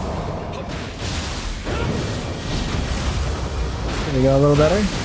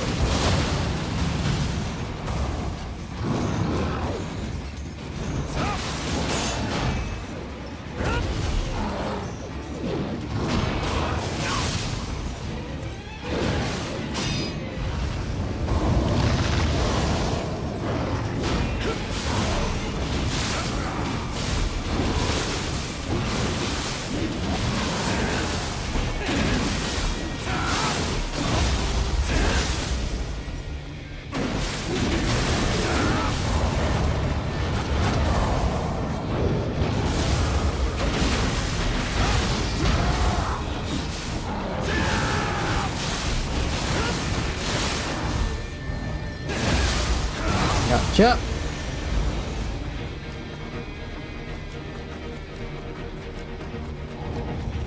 All right. Here, I'll just give you the stuff I have.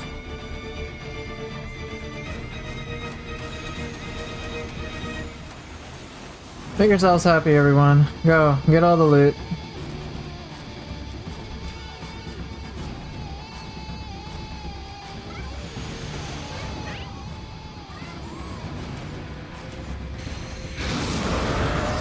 Oh boy, here we go.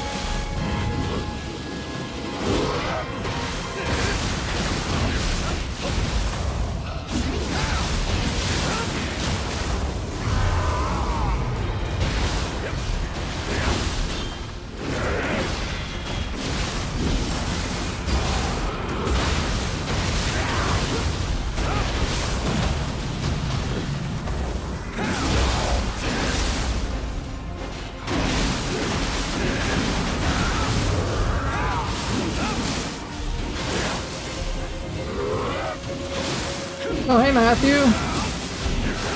Didn't recognize you had changed your name. I do recognize the face, though. How's it going?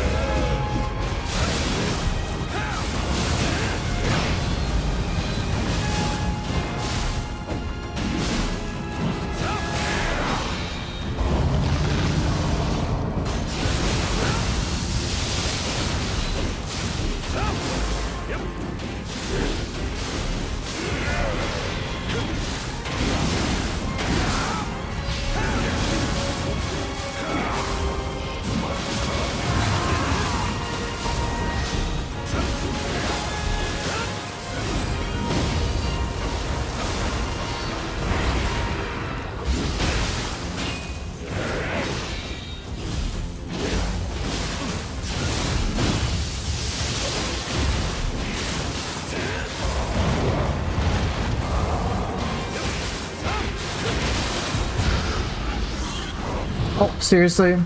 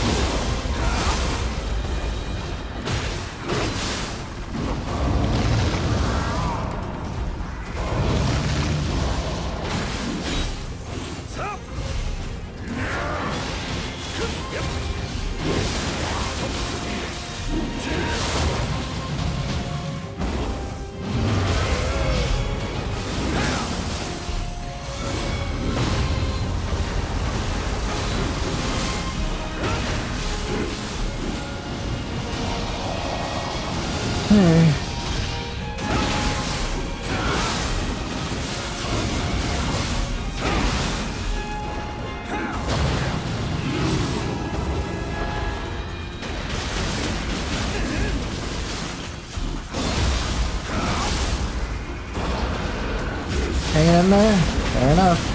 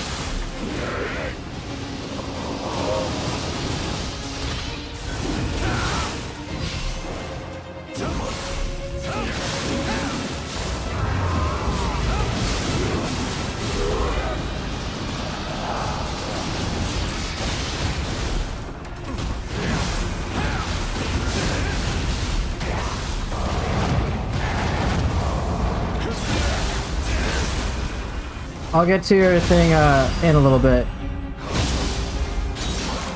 Believe it or not, that's like, I help my clients with that. I help my clients with that all the time.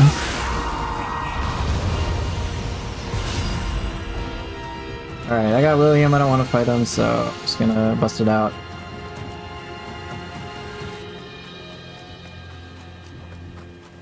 Come on, Mr. William.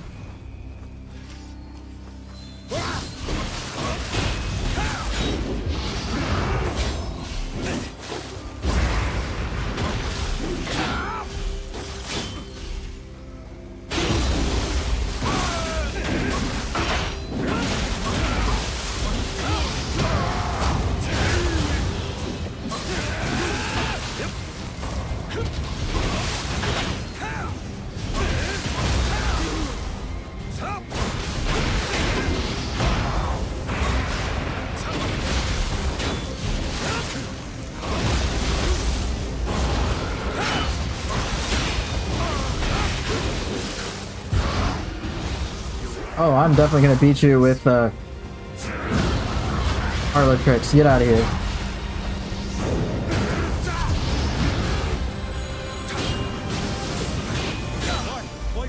No, no! Oh! Oh, no, I'm not gonna do all that again. Oh! Damn it! Damn it! Damn it! No! Yeah, he told me no parlor tricks. It's on me. Fuck.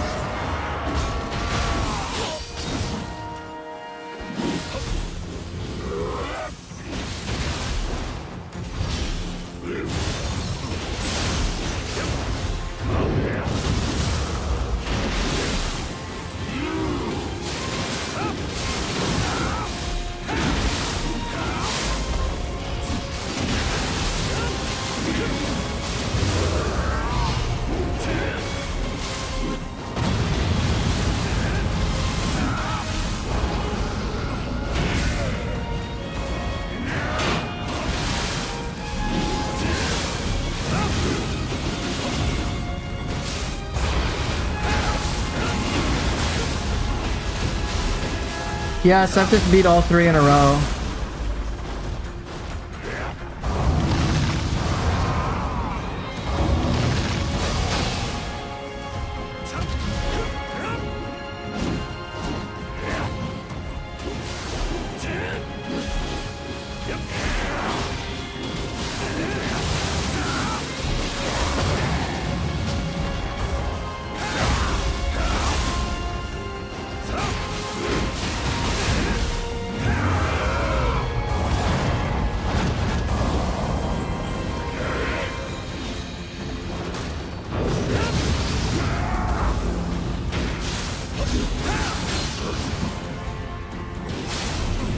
No, what? Oh, fuck.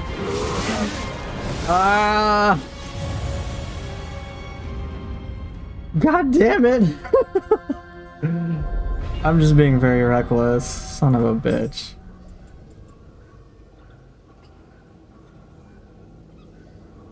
Alright. Yeah, I gotta make sure to keep my HP above 0. Okay.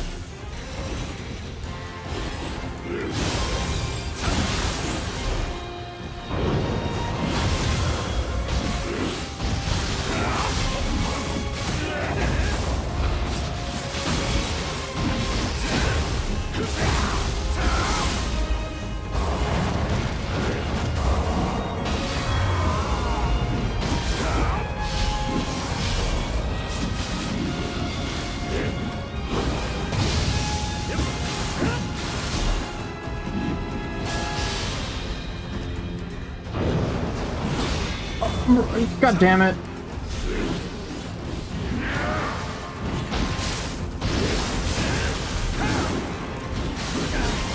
Oh, no, no.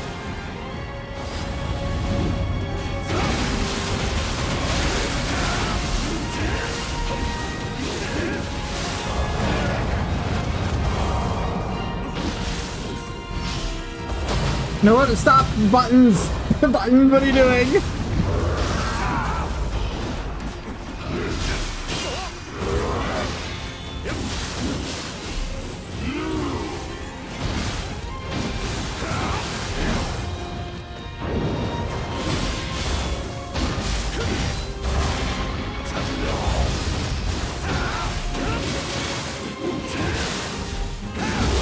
Let me beat this fight and then I'll catch up with chat.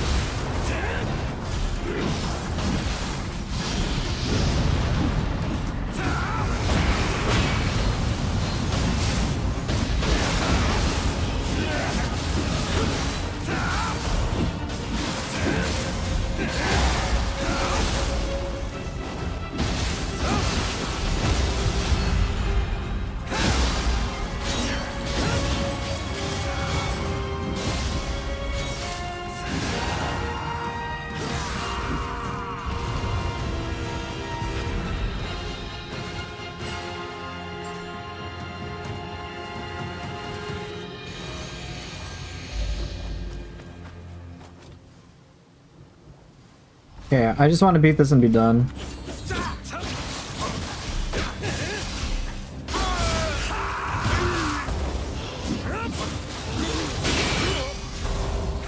I will loop him if I, because I just don't want to do this anymore.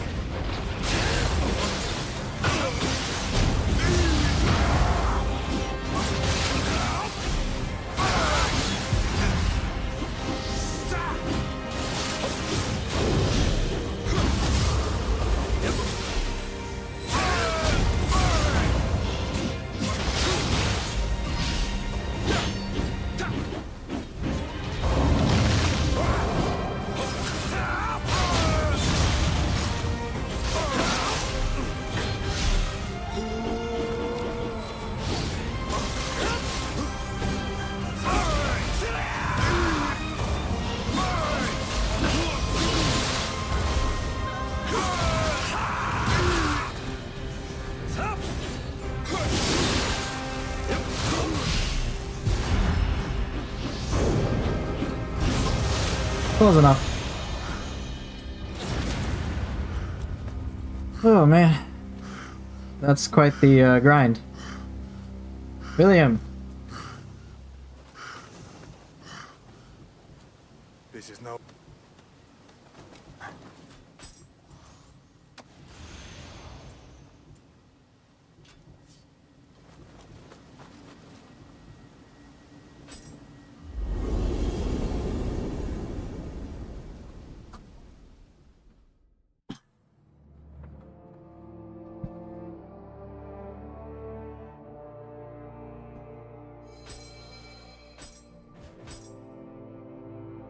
That is destroyed.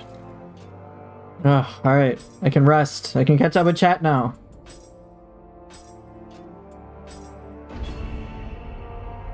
You're finally getting around to playing Ronin for the first time? Nice. KS stands for Justin Statham. Or Jason Statham. Jason Statham. That guy's fun.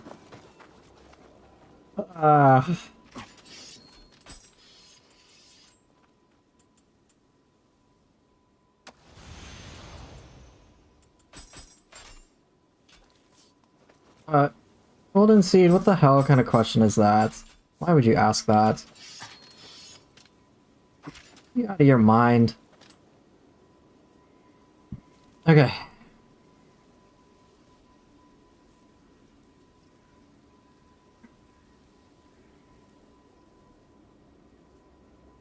Damn, it took a while on this. Yeah, this mission always takes a while. What inspired my username?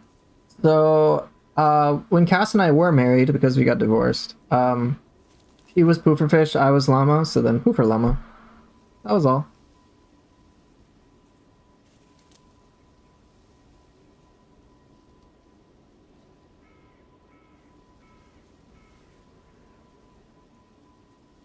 So Lana, yes, this is the mission from DLC 3. Now it's just Llama. I mean, I guess, yeah. But the funny thing is, why Llama and Fish? It was just because like there were certain gestures that we would make with each other. So I would affectionately call her Pooper Fish. She would call me a Llama. It was just like, you know, like cutesy things that couples do. So it was just our nicknames for each other. So for me, I wanted more meaning for my YouTube channel. And that was it. So I wanted it to be meaningful, so what better than to make it named after the person I loved? That was all.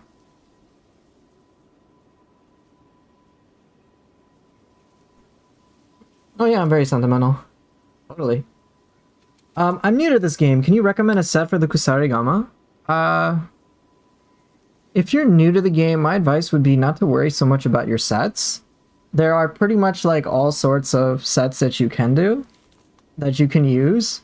I would only really start to worry about that until like the specifics of making it like super good. Once you start, like after you've beaten the game for the first time. If you want to find build ideas, you can of course scour the web or scour YouTube. They'll have many recommendations. But the way that I play and generally that I try to encourage players to play is like just like to not have to worry about the build and just focus kind of on the gameplay mechanics. So I, truth be told, don't have like the best recommendations for builds. I use a very like janky one for how I play. But I do have a playlist which can help you understand how to make your own build and things like that. So it should be just like you just search for like how to make your build Nioh 2 and you should find my video without much trouble.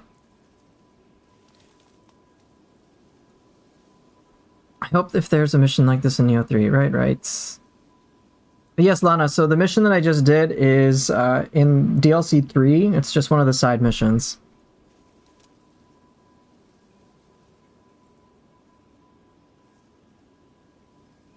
Hi Poofer, how's it going? Have you tried the tech to cancel Dragon Dance? Follow up to combine it with other skills like Roar Power? Not too much. I don't use Dragon Dance all that often, so I can't say. Really?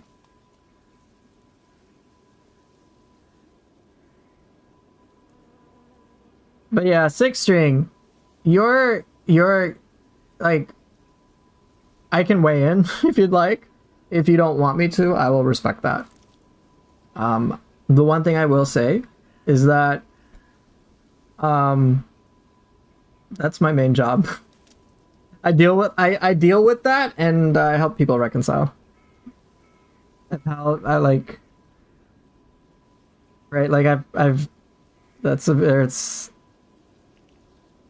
so if that's of interest to you, if you ever wanted to be my client or anything like that, you can always reach out, or I can give you some resources or things of that nature.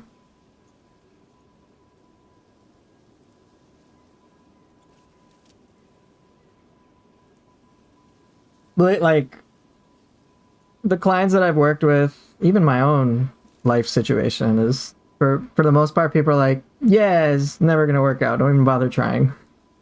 Don't even bother. And I'm like, the fuck? No. So, but I will leave that entirely up to you.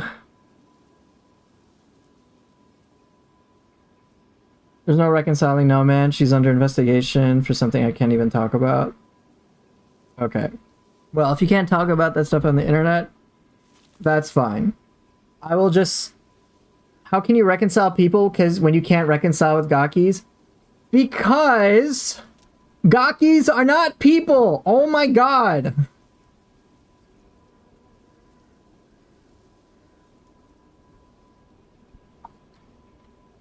Here, let me put it this way. So this isn't under my current self-employment thing, but with the last company I was working with, when I was an assistant coach, no, this is the crazy part. I will name one client story that we had, and he did reconcile with his wife. He has an interview publicly about this, so I won't name him, but I'll at least reference his story since it's out there. So, and again, this isn't to convince you to become my client. This is up to you. I'm just trying to let you know of things that are possible in case that things are actually that happen. So this guy, he slept with his stepdaughter, and he went to prison for it. All right. So, sex offender went to prison for it. He's still reconciled with his wife. Like, when I say, like, so this is, like, there's stories like that, and in my previous employment, and even, like, now for me, I'm just like, yeah, like, that's fine. It's pretty, like, yeah. He went to prison. Am I crazy? Yeah, I'm crazy. But, like, even my story, like, Cass and I aren't a romantic couple or anything, but, like, we got divorced many years ago. So, but, like, I'm back home. She kicked me out, and then she's like, hey, you want to move in? I'm like, okay. And we're just friends, and we're just roommates, but, like, everybody on the outside world that we know of is like, hey, are you getting back together? Or like my aunt, I remember at one point was like, oh yeah, tell Cassandra I said hi. And like, I'm like, okay, you guys are acting like we never got divorced. Like, what the hell? That's a whole separate story. But yeah, like, do I pay rent? Yeah, like I contribute in other ways. I don't pay as much as I used to. I'm just slowly building my financial value back up over time. Cass and I are... Cass is like so easygoing, I didn't realize it when we were married. So I'm very much at fault for a lot of my self-fulfilling prophecy. Do I pay taxes? Yes, I pay taxes. What kind of question is that? I'm not saying you're crazy, Poof. The thing about the stepdaughter sounds crazy. Yeah, it is. Because it's like, bro, you literally are a fucking criminal. Your wife hated you. Wanted nothing to fucking deal with you ever. And you go sent to prison. And then your wife, like, after... So you can understand that, like, no one, absolutely grand total of 0 people. Was she underage? I believe so. Teenage stepdaughter, yeah.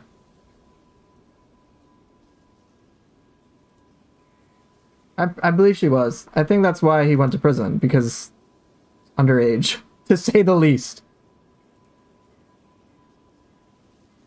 But yes, straight up, like, sex offender.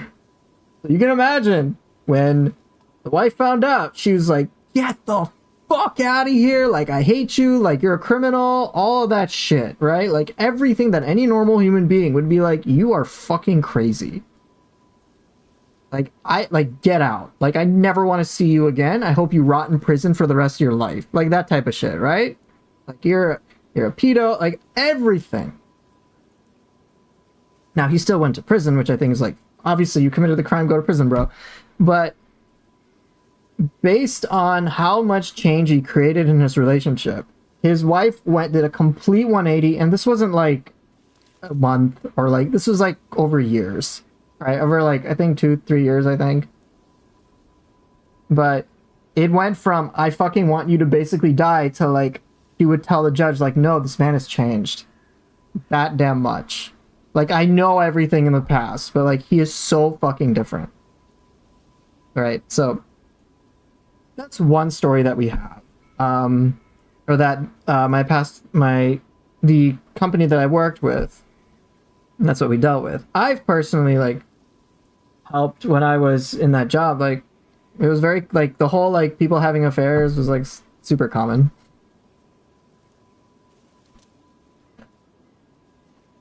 Yeah, Kisake is just trying to joke. He's just trying to joke. But yeah, like, the affair thing was like everyone. Everybody joined.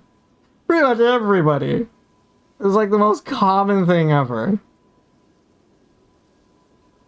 Where it was just like, partner was like, I'm totally head over heels for somebody, I moved in with them and stuff like that, and like want to have their kids and etc, etc, etc. Like, I was just like, yeah, that was like super common.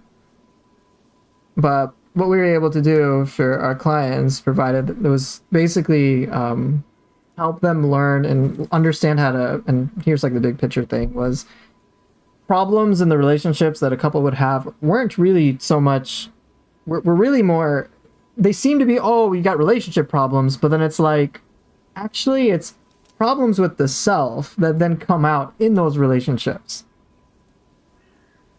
So then I would then help the client understand how to deal with their problems that they have with themselves so that they could help heal the problems in the relationship. And the very, like, long-term thing, of course. Yeah, Shikitsu, go for it. I'll take a look at that. But it was like a very long-term thing, of course, and, you know, anyone expecting overnight results, I'm just like, that's not gonna happen, bro. Right? So, what I generally recommend is that, like, given the fact that clients, like, have invested so much into the relationship, so much into the marriages, or their boyfriends or their girlfriends, or whatever have you, I would pretty much always say that it was to their best interest, no matter what, for them to learn how to start healing and really addressing those problems they have with themselves. Because here's what happens when they do not do that. They are bound to repeat similar cycles in all future relationships. Like, let me put it this way. If you have ever had baggage from a past relationship, and you haven't fucking dealt with it, resolved it, healed from it, moved past it, grown from it, etc., that shit is just gonna stay with you. How do I know this? I did that, motherfuckers.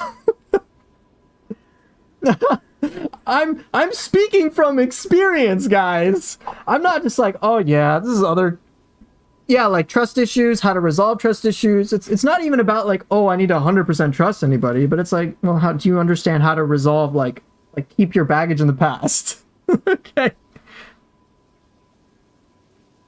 Motherfucker, how'd you call us now? Right? I'm so wholesome. But yeah, like trust issues, for example. So 6G, I had a lot of those. I had a fuck ton of those. I've had immense trust issues. Now, because of my trust issues from my past experiences, whether it was my childhood trauma growing up, whether it was my first girlfriend, or whatever, guess what? I thought, hey, it's in the past, it's all good. But then there would be certain things that would happen between Cass and I where all of a sudden, all this programming that's like super fucked up would really cause serious damage to her. And I didn't realize it. So it's one of those things that like even to this day, I'm just like, well, like I recognize I have personal issues. I'm very like open about it, by the way, and like I just try to work on it and heal from it. And surprise, surprise, as opposed to Cass dealing with like, oh my gosh, everything I tell this guy is never gonna fucking sink in, and I'm suffering in the meantime. He just doesn't fucking get it. And then now she's like, oh, I can tell Sabor some things, and like he doesn't collectively lose his shit. Or it doesn't become like this monumental, stressful ordeal anymore. It's like, it's a big difference. Huge difference. So I was able to find a lot of peace with myself. So like, up to the point that I, of course, have, lack of a better way to put it, I've transformed myself. So, but I'm now able to help other people with their own relationship issues in a way that genuinely feels good to them. But yeah,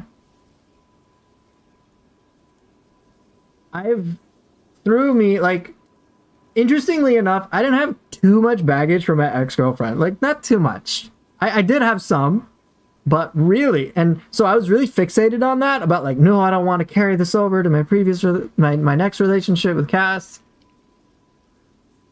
But the baggage I never resolved, which was the most important one, that Cass was telling me all the fucking time. Like, it's almost comical.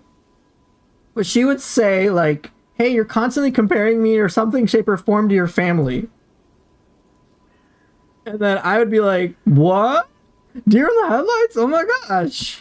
It's like, bro, where you didn't grow past, like, any of the issues you had with your family, and then you took all that bullshit and you didn't really properly address it, and then guess what, all that got lumped onto Cass. You fucking hated how you were treated back then, and then you put that onto her. Way to fucking go, dude. Way to go. No, I was referring to so when I said next relationship, I went from my first girlfriend when I was like in my teens, early 20s, to then like when I met Cass, like a few years later. So it was just, I wish Cass had divorced me sooner. That's so like, many people are like, oh my gosh, like people are like, hey, I want to get divorced. No, I want to get a divorce or whatever. And like, I disagree with her decision to get divorced, but not for like, oh no, I wanted you to come back to me, but more like, I'm like, no, I was an asshole for a long time. And like, I was oblivious, but irrespective of my reasons, I wish you had protected yourself sooner and left sooner, because you didn't deserve to be treated the way that I treated you, because I hated the way that I was treated growing up. So I wish you had claimed your happiness sooner. So you're saying if we have unresolved trauma, we'll never get over it bleeding into your life? Yeah, that is what I'm saying. Because here's why I say that. If I'm stuck in my trauma and I'm operating under that same stuff and I don't actually address it so that it's works in my day-to-day life, chances are I'm going to keep doing the same maladaptive behavior over and over again, and I will never realize it. And it will cause a lot of damage, and it will hurt a lot of people.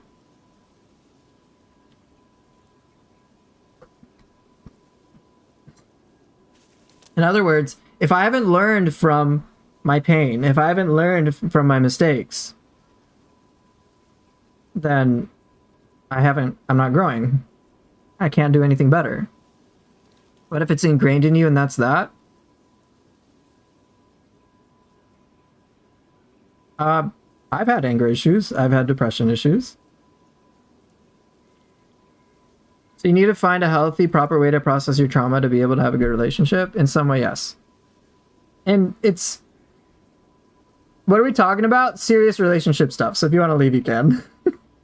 I'm not playing any more Nioh, by the way. But from experience, they never go away. Now, here's the thing. Like...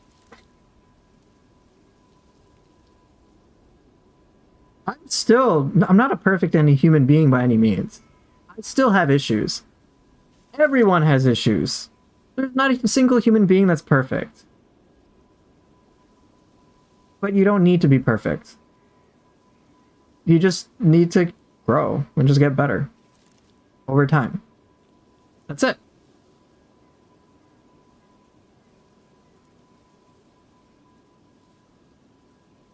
This is really it.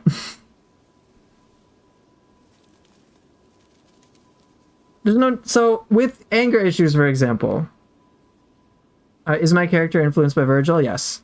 So anger issues, for example, also super common in my line of work. Oh my gosh, I'm using that like all the fucking time. What I would recommend a client would be, and I'm oversimplifying this,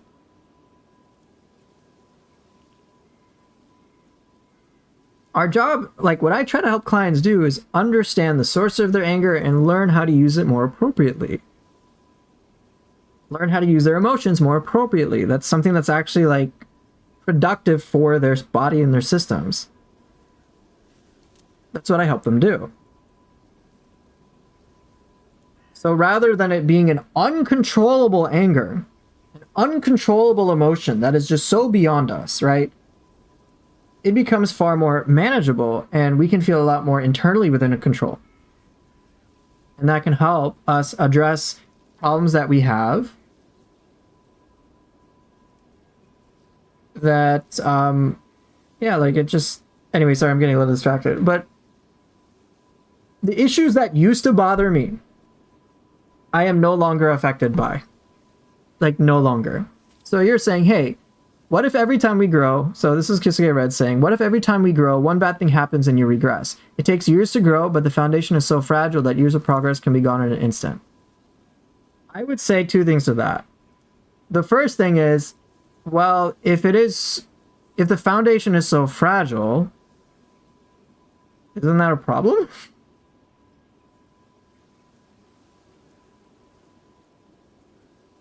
Does that mean, like, I would say, hey, I think we need to make the foundation fucking solid. So that the years of time and energy and investment we've placed into, say, addressing our anger issues, and again, I can't go much into detail because this is such a complex thing, that... Alright, hold up. I just try to help my clients build a solid foundation that is fucking permanent. Permanent growth. So even if they're making mistakes, the mistakes are not of the same nature.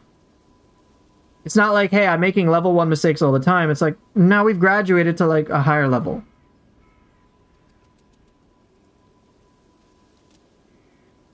So in my case, for example, when Cass said she wanted to divorce me, I was like emotionally broken, to say the least. All right. I was in like complete shock. So I was like, oh shit. Like it derailed me. And like I started acting from a place of panic, seeing things are not working out. I get incredibly demotivated, super stressed. And in the meantime, Cass is just like, okay, like this is even more fucking reason.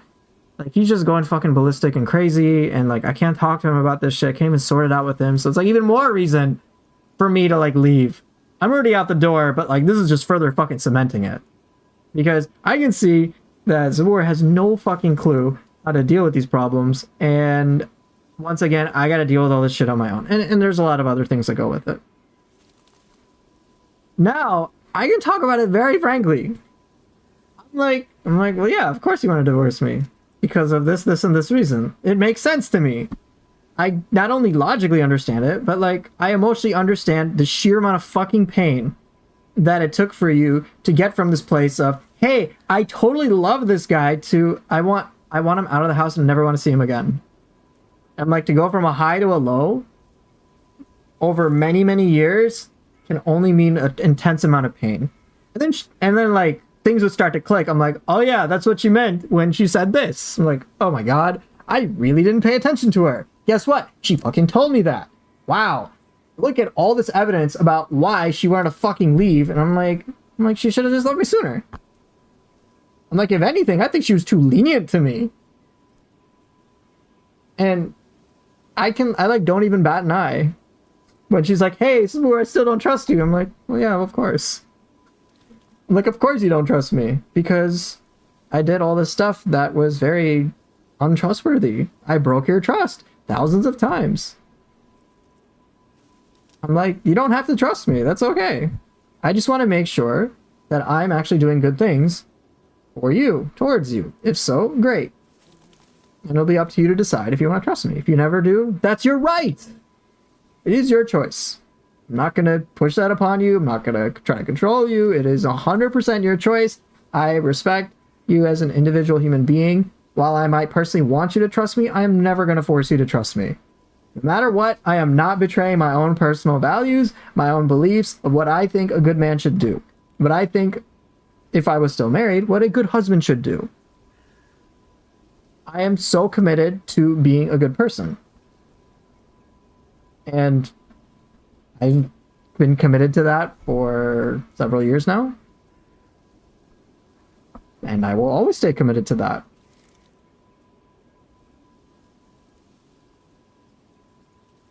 I mean, I hope I get a second chance. Maybe, maybe not. Truth be told, there's no guarantee to that. But, so, I kind of fucked that up already. I'm at peace with that. I would, of course, like that, and she knows that. But, relationship status, whether we're together or not, honestly, in terms of what I will do, really doesn't change. I'm still going to be supportive to her. I'm still going to want her to have healthy self-esteem. I'm still going to want her to do really well in life, with or without me. She could legit be like, hey, Sigur, I found somebody else, and I'd be like, oh man, like, that sucks for me. But I'll be like, you know what? And that'll happen for like a split second. I'll be like, damn, I don't get a chance. And then I'll be like, you know what? But she's happy. I'm like, oh my gosh, that's my dream come true. She is happy. She is finding happiness. Right? And for me, that's great. If she is genuinely happy, I'm happy for her. And I would never want to get in the way of her happiness ever again. So are we both happy nowadays? Yes. Oh yeah. I'm a lot happier these days, and she is too. We're really good friends, and I'm very happy about that. Well, Six String, that is totally up to you. I'm not here to try to convince you whatsoever. I'm just letting you know what I do.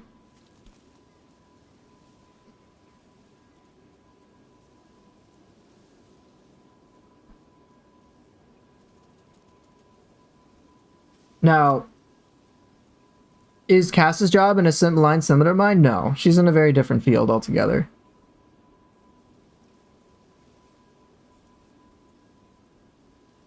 So right, like, I used to, like, the problems that I deal with internally, they're very different from what they used to be. Very different.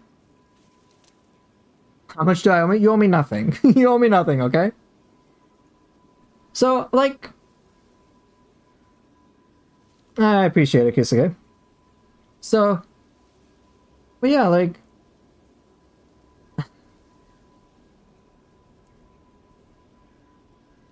the issues that I've had before, I have permanently resolved.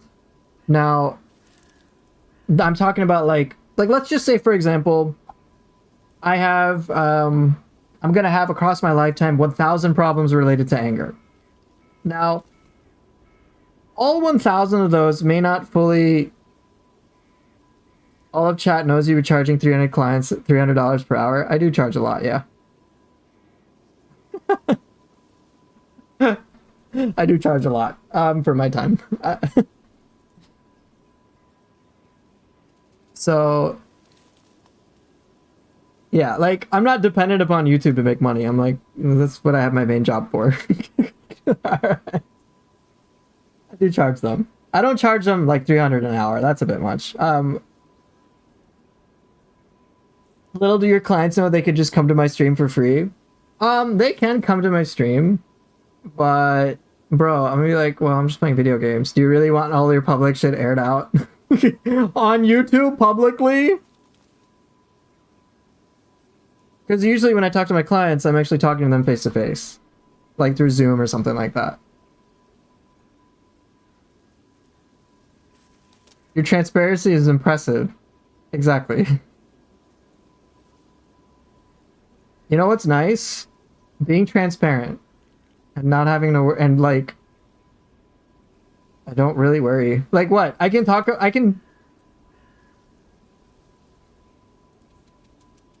to be honest, people are anonymous on YouTube, so it's not a problem to tell about their personal lives. Yeah, but what if their spouses found out? And then they're talking about like heavy relationship stuff on the internet for all the public to see. And then people are worried, oh no, like my entire life story like is aired to the public, and what if some like I don't know if you guys saw like on the internet, like this just happened to pop up on Reddit, but it was like a CEO and some like HR lady were like having an affair, and then like it blew the fuck up on the internet, right? People are gonna be worried about that shit if they air their relationship problems, especially if they're like not used to, say, being very open about their flaws and stuff like that. And then, like, they air it out in public, and then someone can use that as ammo against them, whether it may not necessarily be their spouse, but it could be, like, at work, and then they get fired. Or something like that. So people want to have some anonymity, and I give that to them, of course. But me having, like, when I talk to people, I'm talking to, like, people on a camera. Like, one of my clients today, this CEO stuff is different because he was not anonymous at all. We saw his face. Well, right. But me, say, talking to people over text is not what I do. Like, I talk to them face to face. Knowing your flaws and facing them is truly growth. Yeah. I'm very quick to admit my flaws. I'm like, holy shit. Like, for my big picture goal of becoming a man that I'm very proud of, that I think, if anything, would be deserving of a lot of good things. By my own personal values, I'm like, no. Flaws need to be fixed fucking fast. Like, if I got it, and if it's rattling me, I'm like, even more reason to get rid of that shit. Right? So, like, if someone says, hey, I have a problem with you, I'm like, okay, let me know what my problem is. And from well-meaning people, I will consider it all the time. So, you know, naturally, since I'm so comfortable with being like, okay, yeah, like, you know, if anyone wants to do a good job in terms of being a good person, that's going to be fucking me. So I really want to know, what am I doing to, say, make someone feel uncomfortable? What have I done that even though I meant to do well, I still hurt them? I'm like, okay, well, that's concerning. I thought I did something good, but I obviously didn't, and I hurt you. Let me understand how I hurt you so I don't hurt you in the future. I've done a lot of terrible things to Cass. Things that, like, are objectively really fucking bad. But I'm like, damn, dude, she suffered so much for this shit. No wonder she wanted to leave me. I'm like, holy fuck. My own inability to understand and empathize with my wife caused so much suffering. I'm like, what the fuck? You should never have to deal with that. Like, my heart goes out to her for that. And I'm like, dude, I did fucked up shit. I get punished. It's super simple. Like, okay, you leave me. Great. That's how it works. Okay. I'm like, no, I should have left me earlier. It's cool. I'm like, you were really nice. I'm like, you put up with a lot.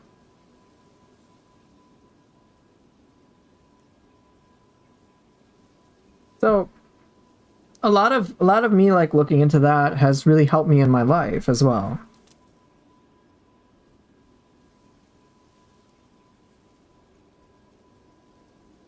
So sixth string, in a situation like that, because that's also something I relate to, is do you understand why it happened?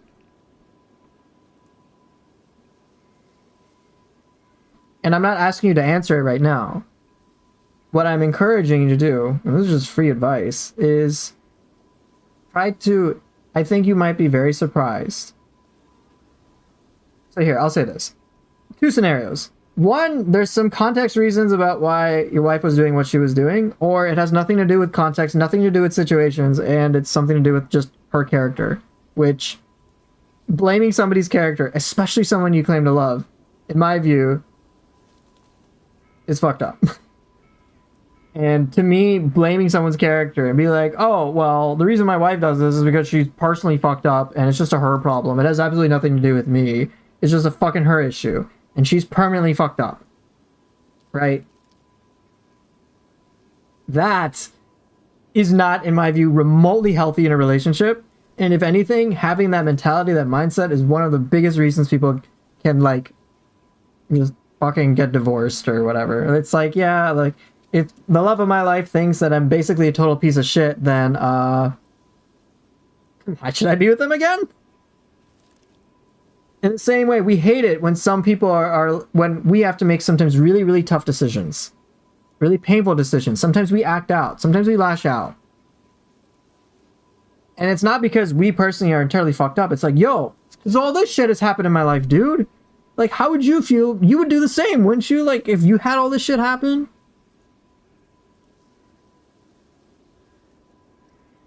Right? But I should chill out beating myself up for it? What makes you think I'm beating myself up over it? I'm curious, because I get passionate about this. Like, let me know, like, what is suggesting I'm beating myself up for it? 'Cause I don't think I am.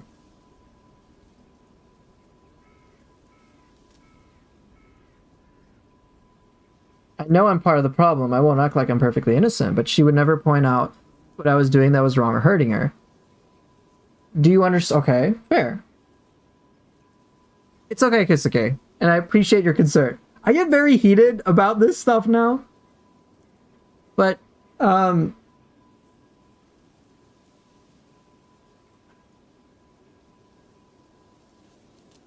like,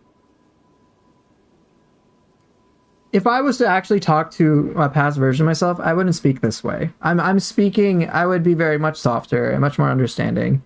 And I would really try to point myself towards, like, hey, like, I want you to focus more, Sabur, on trying to really like, right now your wife is telling you these things, and I understand you don't intend to have done all these terrible things or have caused her the pain that she says she's feeling.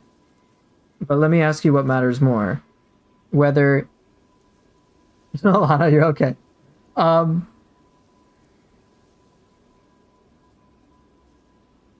If there's one thing I could tell myself back then, is that, like, hey, Sabur, I know your heart's in the right place. I know you're worried that your heart's in the right place. But here's the thing that's happening. And I don't think you want this to happen, but it is happening. I know you love your wife and you care for her basically unconditionally. But the thing is, Cass is telling you that she's in pain. And I know you mean well, but just because you mean well doesn't mean you actually did well. I mean, think about Dad. I'm sure Dad genuinely believed he was doing his best, but you already know the impacts of that pain that it had on you. And then you would try to tell him, and then nothing would ever work, and then you would feel terrible. I know you didn't mean to. I know you never wanted to, but the reality is, you were treating Cass the same way that your dad treated you.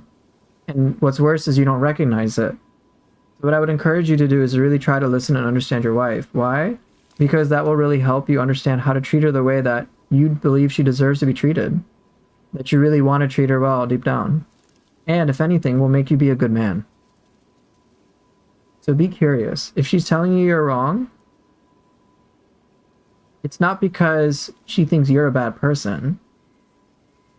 It's because what she believes you're a good person. She trusts that you're a good person. And she's telling you, hey, I'm hurting, honey. Please help. She's asking for your help because she cares. Stuff like that.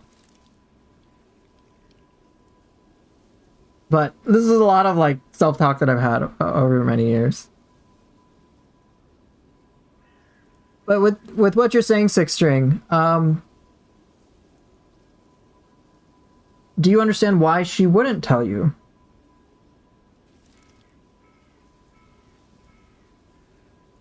So, I'm not asking you to answer that now. It's just something to think about. When something doesn't make sense on the surface, I would encourage, and you're like, hey, this doesn't add up. Usually there's something deeper going on.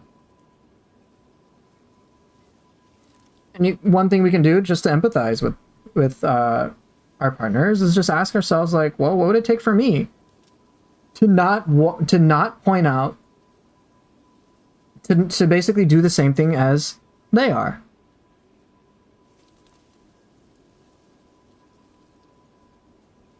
And then I brainstorm and think about what it would feel like, and then go from there. All right, so question. I'm going to take a little pause. What happens to points when you max out the skill tree? I'm still a noob at this game, not going to lie. All right, so let me take a little breather before I get back to what Six String is talking about. So with the skill stuff, with the skill points, when you max out a tree, for example, I've maxed out like all the weapon trees. But as you can see, I have 21 axe skill points, and I've maxed out the axe tree. Eventually, what you can start doing is dumping into melee mastery, and this is just for like extra attack. That's all it really does. Did I play the new Fallen Feathers game today? No, I did not.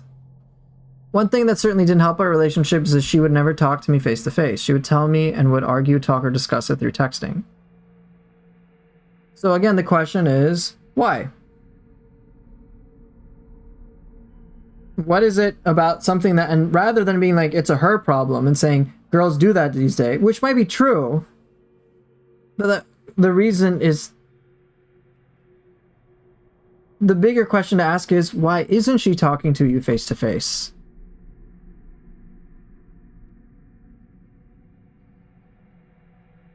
Hey, not too much audio. I'm not playing Nioh, really. I'm just having more like a serious talk about relationships and whatnot.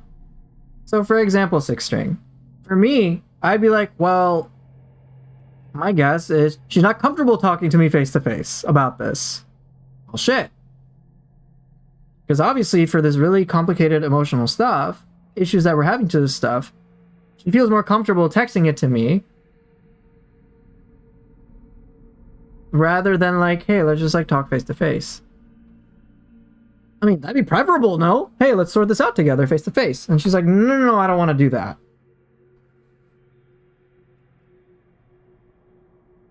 Yeah, so Jackson's asking a wonderful question, didn't you? Right? Like, here's the thing. I'm sure many of us can relate to having a super shitty boss, and I'm not trying to draw I'm not saying like, I'm not trying to call anybody shitty here. I'm just trying to give an example of where we can understand and empathize with other people who sometimes are scared to talk about things face to face. Right? I'm sure you guys have had a boss where you're like, yo, if I actually tell him honestly what is going on with me, he's gonna tear me a new one or I'm gonna fucking lose my job.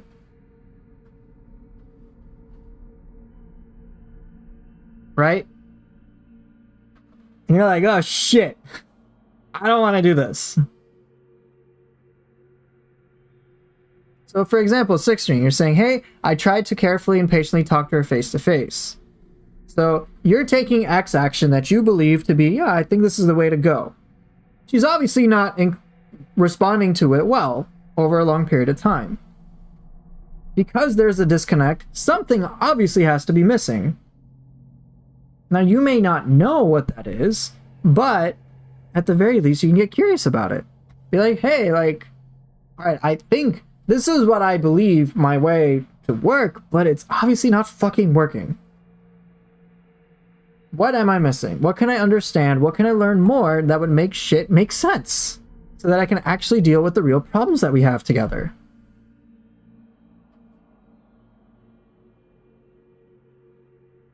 Maybe she'll say something. Maybe she won't say something, but there is some sort of communication she's giving to you. And if, let's say, she's not responding to something, that's usually indicative of some type of response.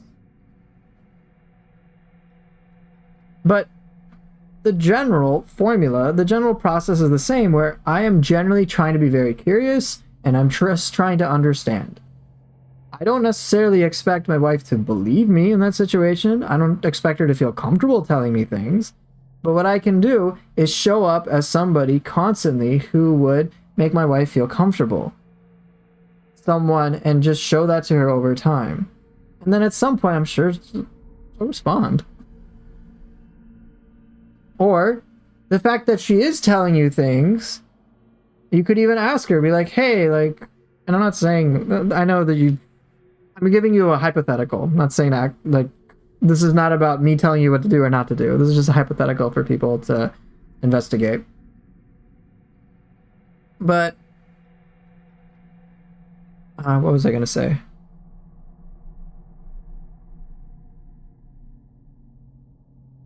Lost my train of thought. Fuck, I lost my train of thought.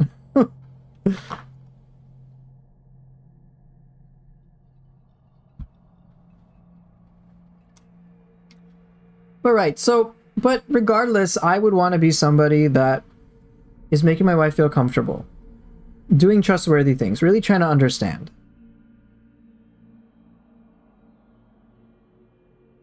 But isn't it also possible that she did things to make herself feel good without thinking about my feelings? Probably. But then the question is, why? She was always very selfish. The question is, why?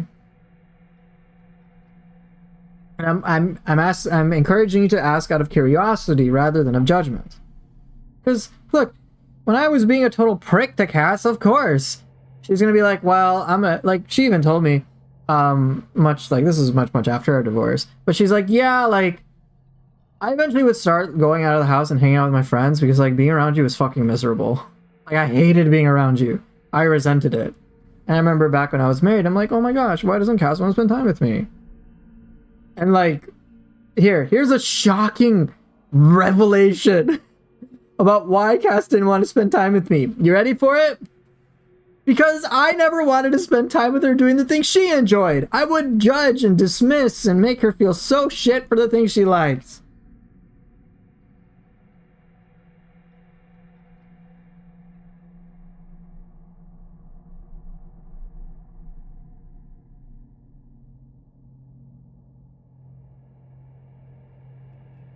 So wait, 16, let me get this straight.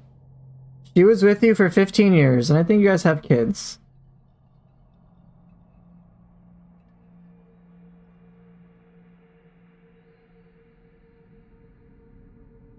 And you think she was using you?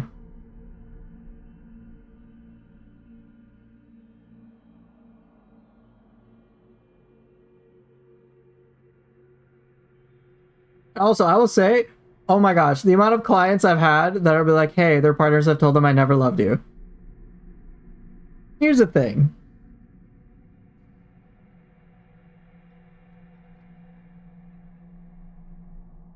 If your interpretation of her behavior is going to be that, oh, she was always using me. When I think back about it, you know, she was using me because I was a nice guy.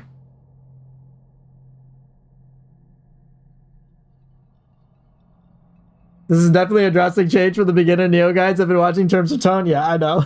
Like I said, this isn't the Nioh stream anymore. This is more like in real life stuff. So feel free to leave if this is of not of any interest to you. Is thinking that our wives are using us, is that representative of us being nice men?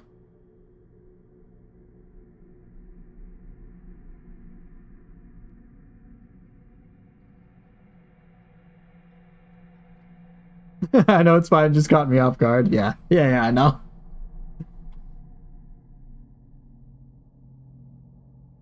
I would argue that if I'm thinking the love of my life did all of this stuff for me and just wanted to fucking use me just to have a place to stay,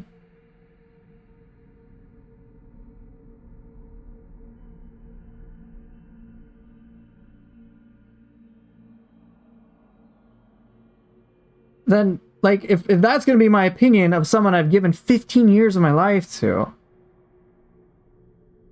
I don't know about you, but for me, I'd be like I could understand why someone would be like, whoa.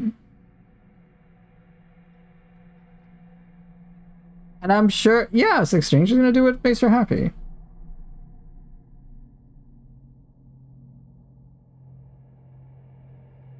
But again, here's the thing. You had a huge history with her, and I'm trying to encourage you to reflect more on the way that you think, to challenge your own thinking.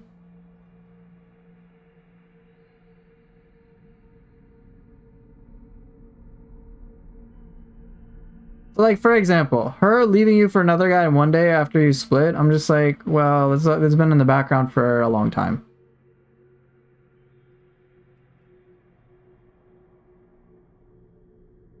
People don't, like, leave relationships.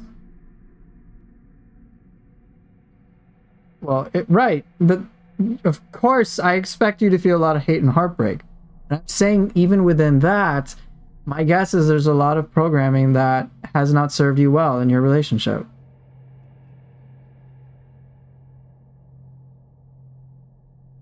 Dude, when I got divorced, I felt fucking abandoned. I felt like I was thrown away like a piece of trash. Alright? And I had, like, resentment on some level. I was angry at Cass. I was like, how could she do this? This is so cruel. But that didn't add up at the time either. I'm like, wait. I've known her to be a super nice person. I remember when things were really great. Like, she was really giving and loving. So what the fuck happened? And I remember there were many times I was like, wow, like I don't have the heart to blame her, dude.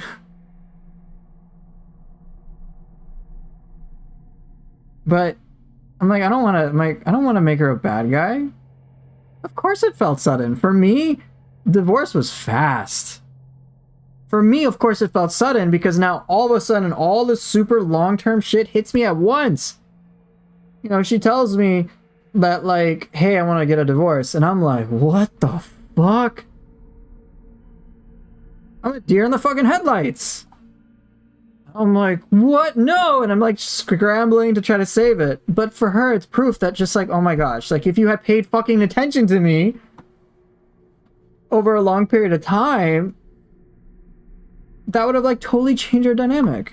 Which it would have. Like now I'm like, yeah, I would have. 100% would have. I'm like, she was right. So to me, it felt sudden. So then all of this unhealthy ways of thinking just like start screaming.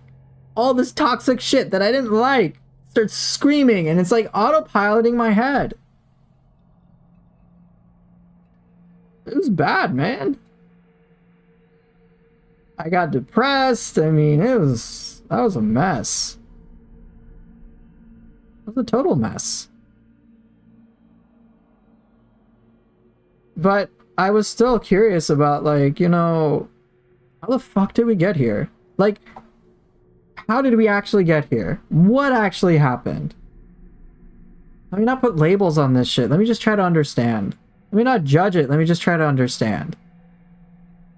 It's not about me agreeing or disagreeing with things right now. It's just about me trying to fucking understand. Alright. Now that and then the more I understood, I was like, holy shit, this changes my perspective entirely. So I went from, oh my gosh, Cass is being so cruel to divorce me in the span of 3 or 4 months, to me being like, I'm like, she should have left me sooner. She was too kind. All due respect, Poof, I think her situations are different. Of course they are. How many times how do you think I've heard that with other clients? Clients with kids, clients that are older than me. Yeah, like, I've heard that all the time. But of course it's different. Clients whose partners are having affairs. I remember when I was employed, there was like, you know, again, the guy went to fucking prison for sexual like assault. What made me realize I was being toxic is something that happened to you over time. So again, I won't say too much else, Six String. I'm going to answer some of the other questions. I am, again, not trying to convince you of anything at all. This is your life. You do what you feel is best for you. If you are curious about what has helped me, what has helped my clients, feel free to ask. Like, I'm not going to try to change your mind or anything like that. This is your life. It's not my place to tell you what to do. Especially when, you know, there isn't like a client agreement anyway. So, what made you realize you were being toxic? Is it something that happened to you over time?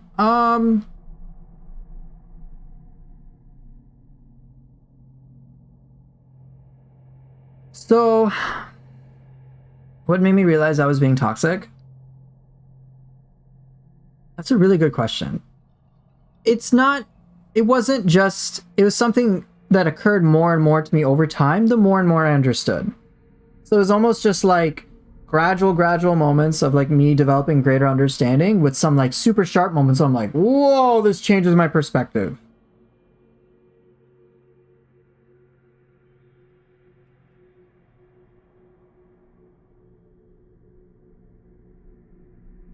And I'm still learning more. I'm like, oh my gosh, like for example, Cass has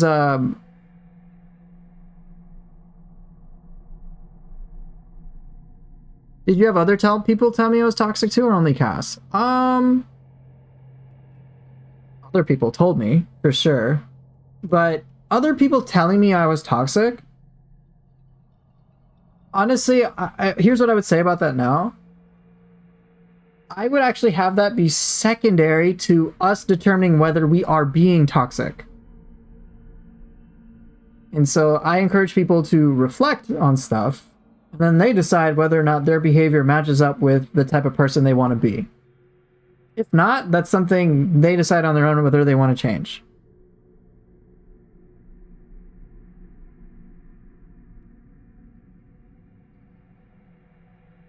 But, like, for example, one story with the Cass and I.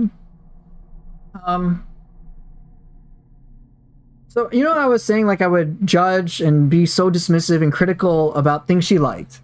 So one example of that was she loves, like, horror, scary stuff, right? She loves that. She loves ghost stories especially.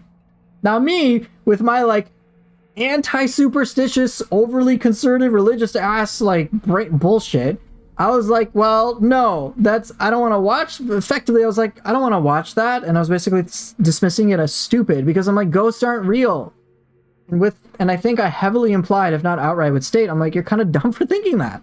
Like, I'm not going to watch it. Like, it's all fake. It's all bullshit. Yeah, that sounds a bit more like my mentality. That feels so weird now.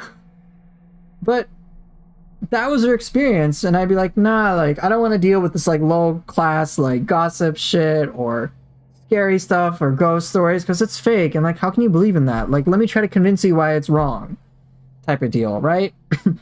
I'm basically telling her, your interest is shit. Talk about a low fucking blow. Alright? So, more recently, and it's been, like, okay, but does she believe ghosts are real? I think so.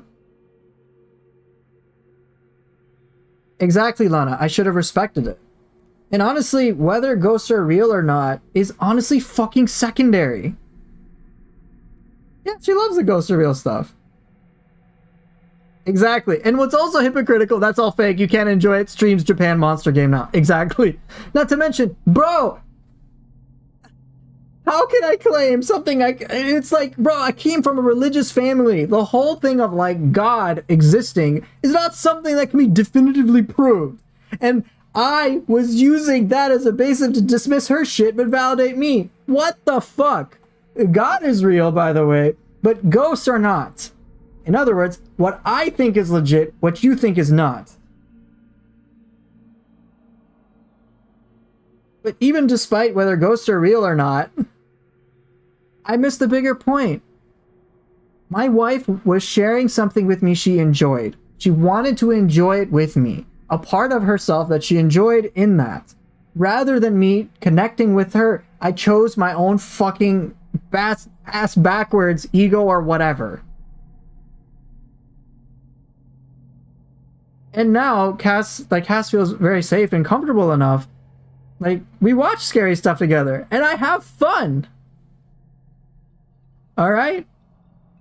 And I'm like, yo, yeah, some of this, and Cass will say like, yeah, some of this stuff I don't really buy, but like, she's like, but some of these stories, she's like, I really like the ghost ones for this, and definitely that, right?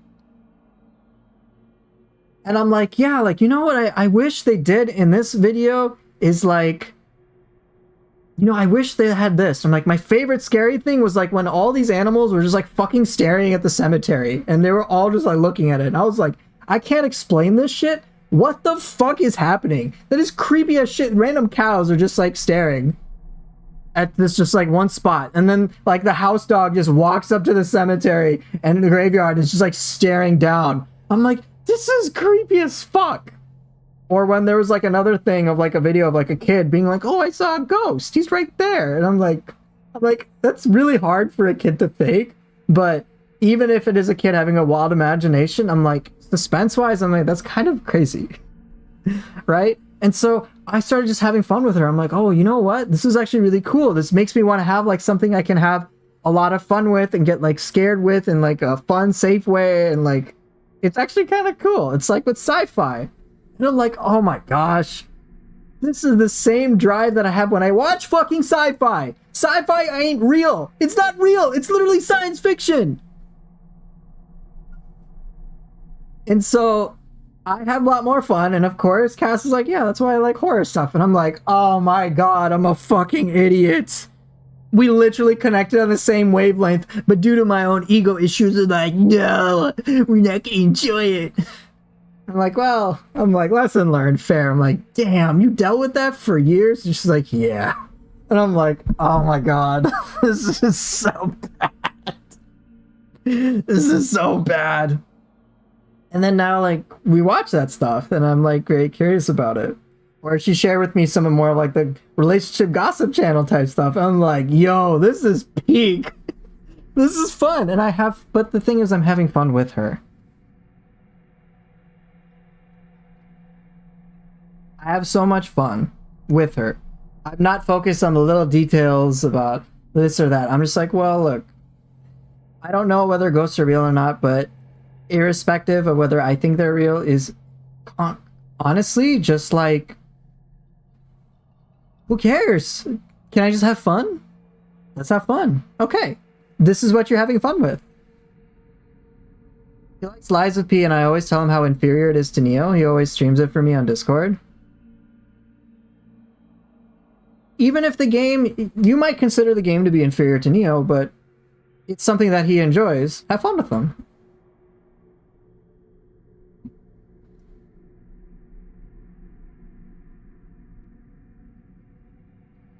He's excited to share Lies of P with you. You're excited to share Nioh with him, I would imagine. Exchange that. He's having fun. We don't need to say like, no, your fun is less. His fun's amazing for him. Try to understand what's fun for him. I mean, isn't the point of fiction to create something interesting that can't exist? I mean, right. I do have fun, but it's like I'm watching him play as a critic. Right. Do you think, and is that something, would you want your friend to do that to you? The word here is respect each other and enjoy the ride. Yeah.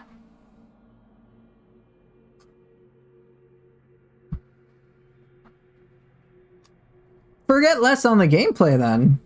Don't, or forget the gameplay. Focus less on that. Focus on the fun. You know, friends have fun.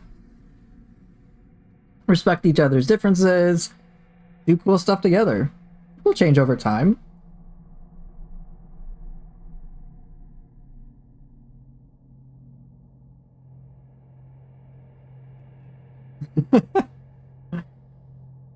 No, Cass and I are not back together. We're just friends. We're really good friends. But no, we're not back together. Just be curious about what interests him. He's your friend after all.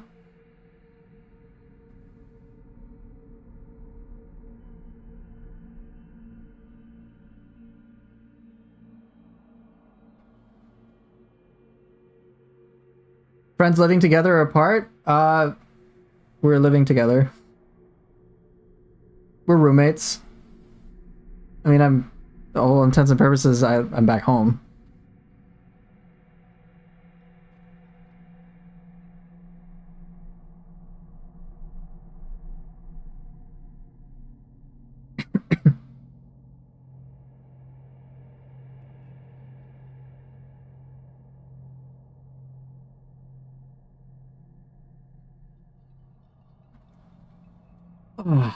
Yeah, like how I said, I'd be on for 2 hours. Is she okay with you talking about your personal life with her? Yeah, she is. It's not so much the activity, but more the time that's being spent together. Yeah. Yeah, and when I talk about, like, there's some things purely about her I don't talk about. I talk about, like, my shit. I'll say, I did X terrible thing. Like, that's fine. She just doesn't want information personally about her that could get to her to affect her. Like, certain things like that. I'm like, yeah, that's cool.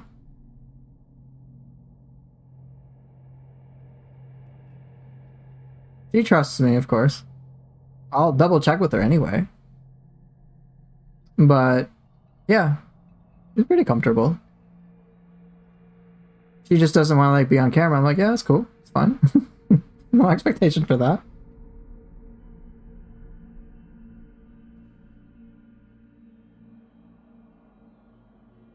I'm just very honest about my shit. Am I a therapist? No. I am currently on the track to eventually go get like a master's degree so that I can get a license for that, but no. My official title is like relationship marriage coach. Truth be told. Yeah, I'm a lot happier these days. Because for me, my happiness comes from basically making other people happy. You kidding me? I love making people happy. I love helping people out. That's awesome. That's why, even though I planned a 2-hour stream, here I am just talking about shit that was really helpful to me that I want to give to other people.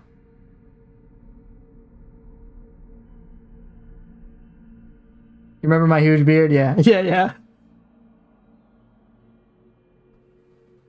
Any advice for people that can't enjoy video games anymore? Well, one, don't force it. Let me put it this way. In context of this stream, I've played Nioh 2 more than enough. I've sapped pretty much every bit of enjoyment I can from it. As you may notice, most of the stream was not really spent playing it. Okay, I think that this stream might be the exception. But about 2 hours, that's ambiguous, yeah. Don't force yourself to do something you don't enjoy. Any advice for people who can't enjoy video games? Play Nioh 3. Yeah, now we're talking.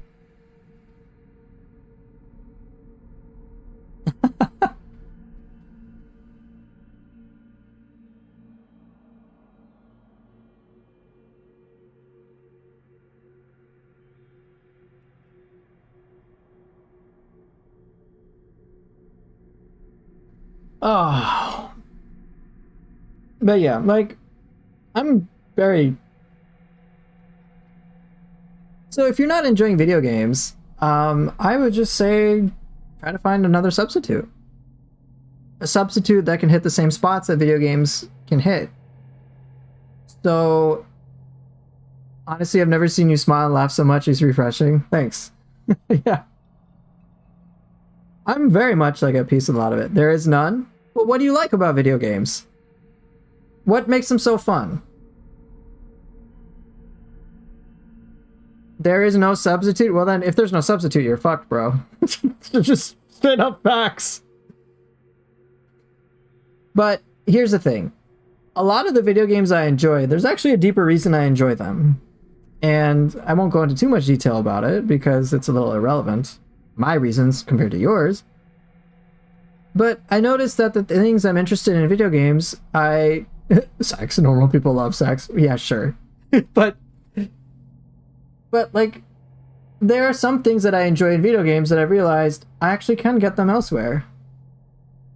Or I can be curious about other things in a similar way that actually can be more satisfying. So I would encourage you to really try to understand yourself when it comes to what you like about video games, why you like them, and see what alternatives you can find.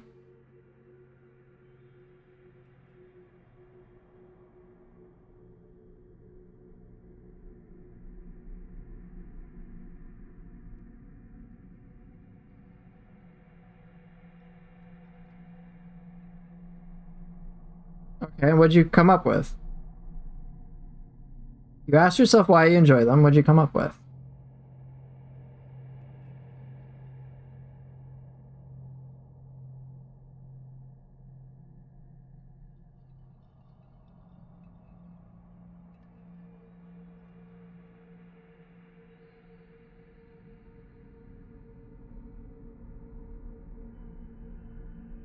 Okay, a whole bunch of goods.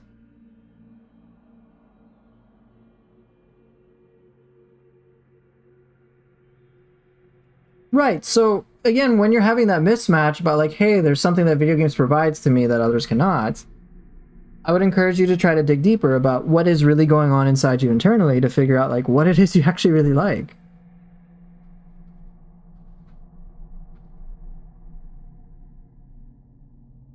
Because here's the thing, like, there's some video games I don't enjoy. I'm not gonna force myself to play it.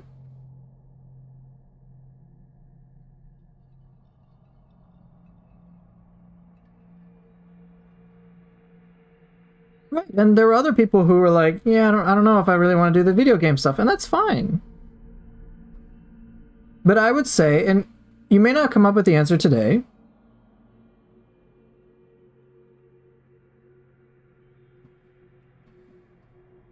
you may not find the answer today, but what I would encourage you to do is allow yourself to sit in that discomfort. It'll be weird. When you get that, when you have that itch where it's like, all right, maybe it's like, hey, I got nothing else to fucking do, I'll play video games, but I can't find a replacement. Let yourself struggle a little bit longer than you're used to.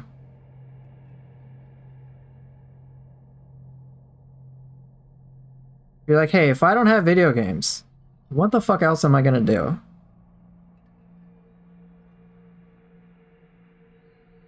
Okay, you literally have? Alright.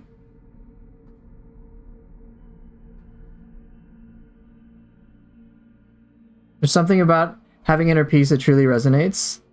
I followed you for some time but stopped. You started to seem disconnected. I'm so glad you're back. When was that? I don't remember how long you've been on my stream.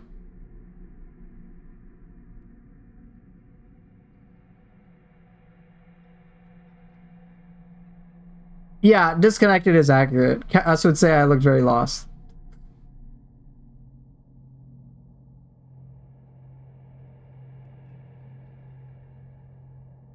I don't know if you're referring to over the last year or last 3 years or anything like that.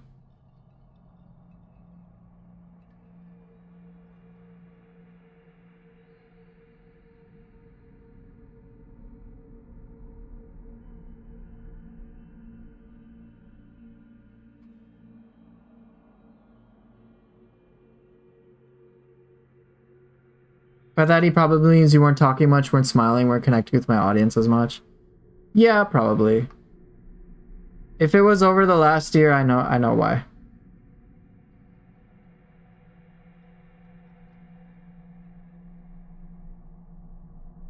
I know internally what's going on. I can't really talk about it though. As much as I want to. Over the past few years, okay. Okay, yeah. Yeah.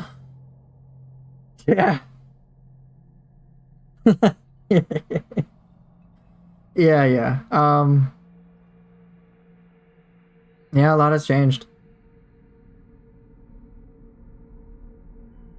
No, but you guys are onto something. I wasn't happy.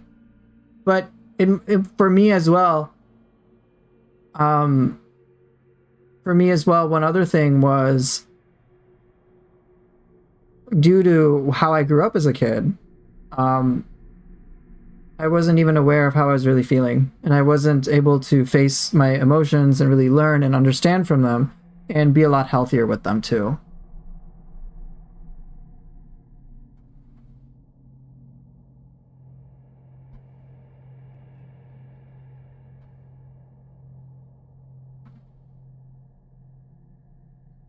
I know, Crimson. I said about 2 hours, plus or minus 2.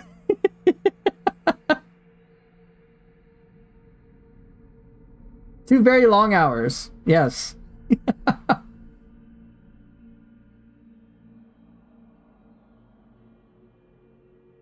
So, Kisuke, truth be told, since it sounds like there might be deeper layers to your things, that's something I would need to spend a lot more time to try to understand. Because I don't understand. I don't. I'm like, I don't have a clue right now. It's like I have some details, but I'm like, I don't have enough information to be like, hey, this is what I think Kisuke should probably try. Because you've already said you've tried some of the things I've suggested, which means like, okay, there's something deeper.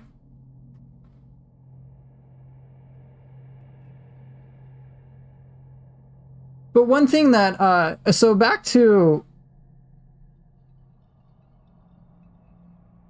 remember, when Pooper says a stream will take a certain amount of time, it will be more than he says. Yeah, I'm a big liar. Can't take me at my word. Oh.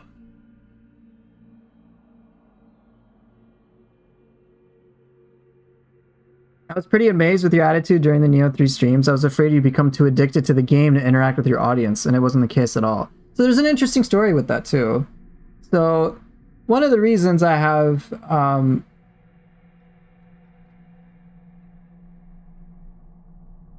mere fact that you're enjoying answering your chat's questions and doing it with grace and being pleasant and not dismissive, I'm back. Thank you.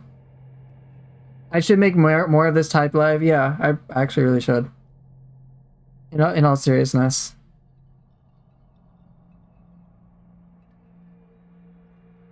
But one thing I will say from my time when I was streaming was I didn't have the healthiest mindset going into it. I did a lot of things because I felt like I had to.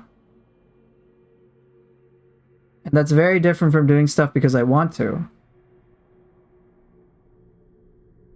I've listened to some of my past Nioh 2 videos, even my Soulcore videos, and I sound dead as fuck. Straight up. I'm just like, yo, like, there is no life to this.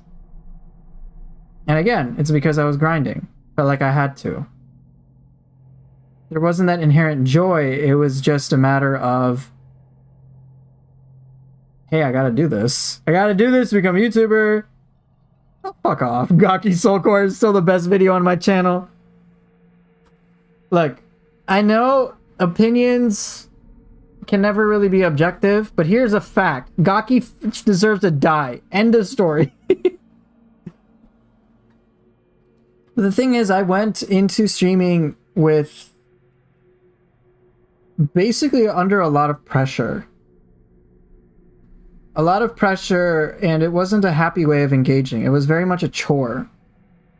It wasn't like, oh yay, I'm like excited to like stream, or I'm excited to talk to people.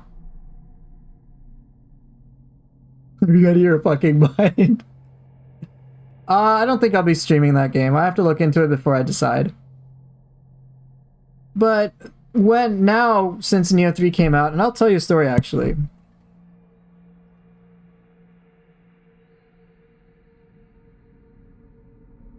When the Nioh 3 release came out, I'll be very honest, I actually was sad. I was legit sad. And it was very confusing for me, and I talked to Cass about this. I was like, I actually am not that happy with Nioh 3 coming out. Like, I'm really not. I thought I was gonna be. Like, years ago, I think I would have been ecstatic for it. But I was like grieving, and I talked about it with Cass, and she's like, I think you're just grieving the old life that you had and your old self in a way. And I'm like, I think you're right. Because what did Nioh 3 mean for me? Nioh 3 meant more work. It wasn't joy, it was me streaming as a chore.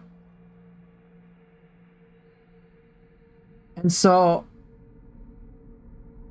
you know, I was like, yeah, like, I'll just wait. Like, I have no urgency. Like, I'm not gonna spend money on a PS5 or anything like that. If people want to get it for me, that's fine. But I'm not even gonna, like, go for it because it doesn't make me happy. And after really thinking about it, and once I was surprised that people got me a PS5, I was like, well, I did provide some value to people. And then when I started, so I gave Nioh 3 a chance anyway.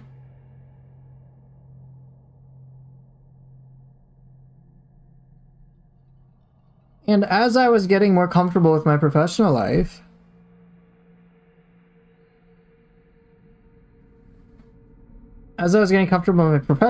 over time, I started to redefine the relationship I would have with everything I do.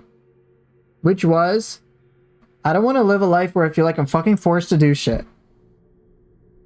Instead, I want to live a life that I enjoy. I want to live a life that I am proud of. I want to enjoy my day-to-day. Of course I enjoy Nioh, and I rediscovered that when I was playing it. I'm like, yo, this is pretty fun. This is cool. And so that part of me, there's of course not like everything about me when I was streaming was unhealthy. But then really I started to focus on what is it? What do I like? What do I like to do? What do I want to do? And so when I would start streaming, I was just like, fuck trying to become this perfect player. I don't like doing that. I just want to have fun. How can I have fun? All right, let me do these creative things. Let me explore some shit. Right? Let me go out of bounds. Ooh, I want to get excited about this stuff. What sort of fun things could there be? How could I have a positive attitude with this stuff? Right? And then I really try to apply that. I've been trying to apply that everywhere. Trying to encourage people to do not things because they feel a need to or they have to, but because they want to. To enjoy life more. Especially when life can be fucked up. And so, you know, I've tried to change a lot about just me doing what I enjoy. Me learning things and developing my own sense of self-esteem through myself and getting support from great people. And I will credit so much of this to Cass. If it wasn't for Cass, I would not be in the position I am today. Facts. Straight up.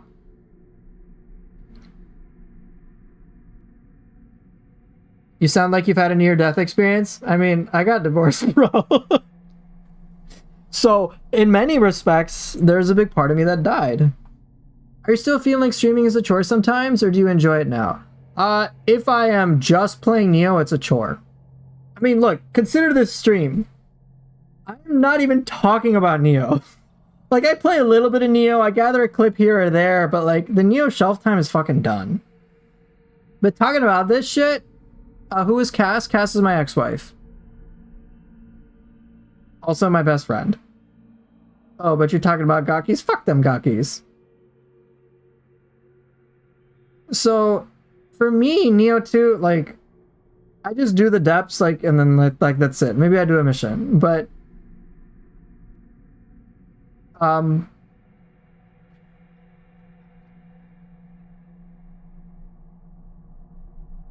Okay, divorce with saved friends, that's good. Oh, it's a whole story. There's a whole story with it.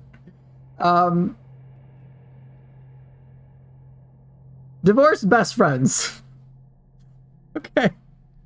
Divorced, but are living together. Fine by me. I know. Yeah, I know. People are like, wait, why'd you guys get divorced if you get along so well now? And I'm like, it's because I was emotionally abusive, dude. Like, that's what I was. I'm like, I really emotionally abused Cass, and I was very neglectful of her. I'm like, you do that for several years? Yeah, she's gonna leave. I'm like not even, like, what a mystery. But yeah, like, streaming can be a chore, which is why more and more over time, I'm just doing things I enjoy, which is talking about this shit. Right? Like, I can do this. You can guys ask me questions, I do it forever.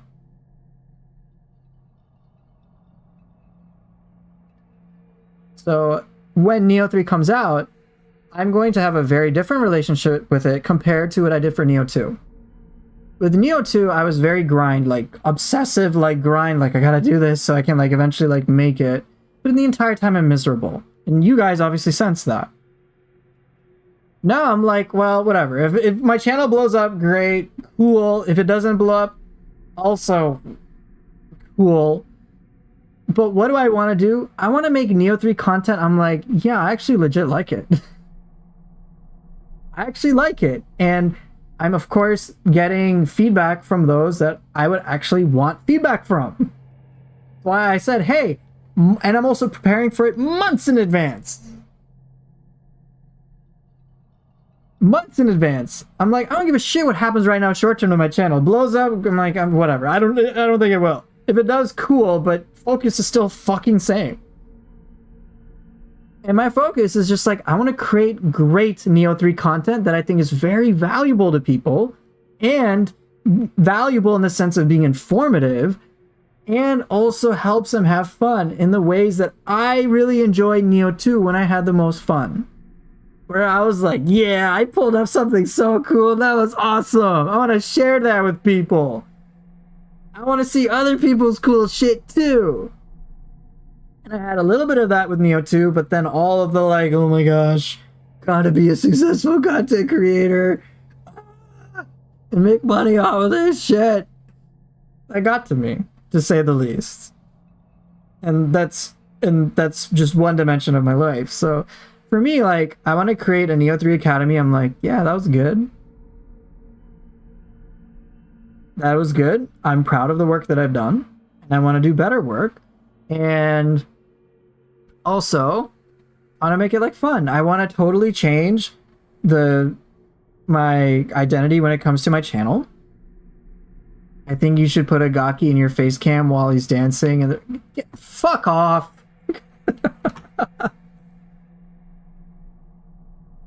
You put in the effort. If it works, it works. The point is the journey, not the destination. Bingo. I want to be happy with my day-to-day. If I really need, say, money, which, like, I did back in the day, you know what I could do? Get a real job.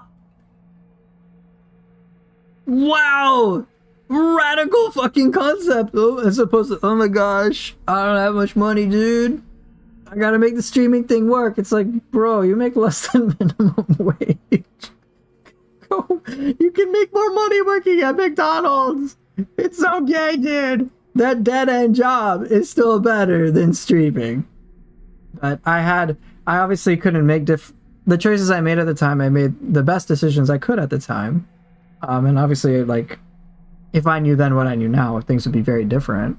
But I didn't know any better. So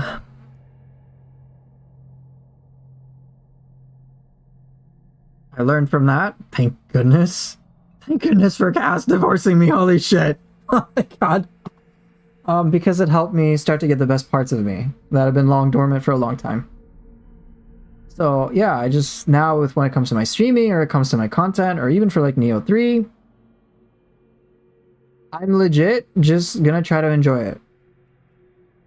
I don't care how good I am. I don't care how shit I am. My job is just to have fun and to find more ways to have fun. And that is it. If I become a pro player, cool. How about opening a Patreon? You could advertise in your future Nioh 3 Academy videos. I'm not that big on that right now. Let me first I'm not even that comfortable asking for a Patreon. If people want to be supportive, just like send me stuff on YouTube. Just like you can tip or whatever, but I'm not gonna like ask for it.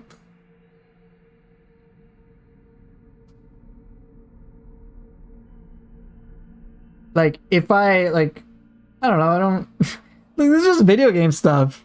I'm not gonna like like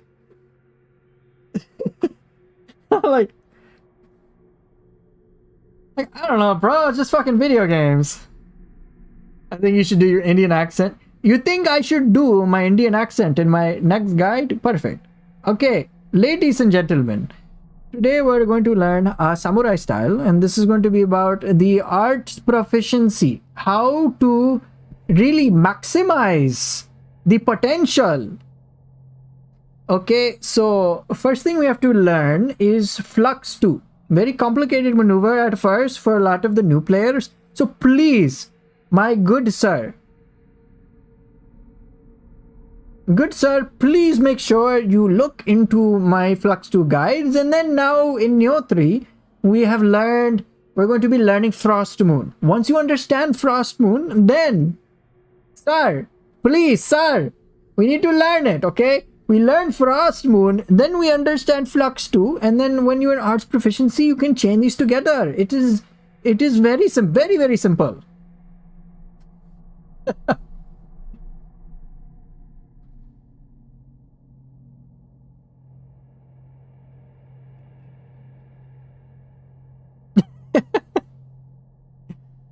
But the thing is, for my Nioh 3 guides, and for the Nioh 3 content, no matter what I do, I want it to be something about joy, about fun, about video games. I'm not gonna like charge people shit. Hey man, I'm gonna put a fucking paywall on guides so I can get more money. I'm like, dude, who cares? I'm like, whatever. I'm not about that. I'm not like, oh, this is some prized commodity that no one can have access to. I'm like, no, fucking take the access. It's cool.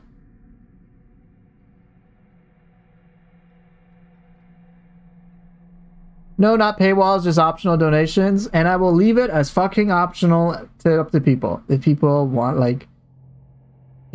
like and sub and whatever, go for it. If people want to be like, hey, thank you, and here's some money, go for it. I'm like, cool, thank you. I will just take that and apply it to either making my life a little better some way, or something about like, giving into the stream or something.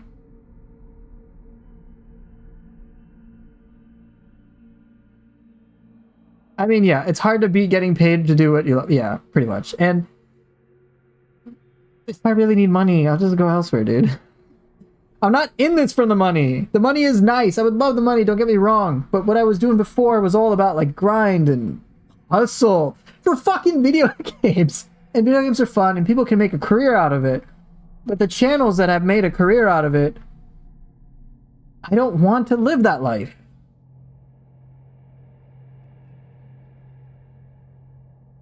I don't want to I want to live a life of integrity. I want to enjoy what I'm doing. It's fine. It's fine if I don't make it big. Being big, even like, whatever. Sorry, but I think Fighting Cowboy locking his guys behind a paywall fucked it up. Yeah. I don't want to be Fighting Cowboy.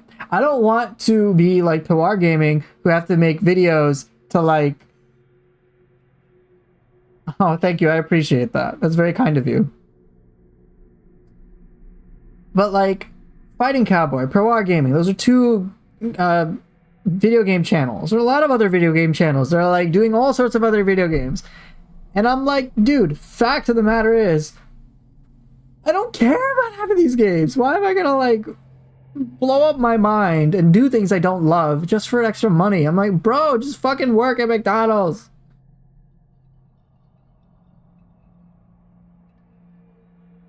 Like, that's like, I don't want to do that. I'm just gonna work at McDonald's. I'll make a career flipping burgers, then sacrifice my sense of integrity. Like, poisoning a thing I enjoy. So, with my Nioh 3 stuff, I am trying to understand how I can make good content for you guys in the future. And I'm practicing that now. And I want to understand what I can do to make it fun. Because what I want when it comes to Team Ninja games or the Nioh community series or stuff like that is I want it to be fun. I want it to be enjoyable in the same way that I'm sure all of us have come to enjoy video games from time to time. Not about elitism, not about toxic bullshit that I'm sure we can associate sometimes with certain people in Ninja Gaiden community or Souls community. None of that shit. Bro, I'm playing video games. I want to have fun. Can we just have fun? That's it. So I want that experience to be pretty much ubiquitous in my channel for everyone. That's it. If it makes me money, cool. If it doesn't make me money, also cool. I just want to have fun with it. Make this like a fun hobby. Cool. I don't actually want to make a career out of it. Unless like I make a lot of money doing it. But even then, I'd be like, nope. Uncompromising in my vision. Unfucking compromising.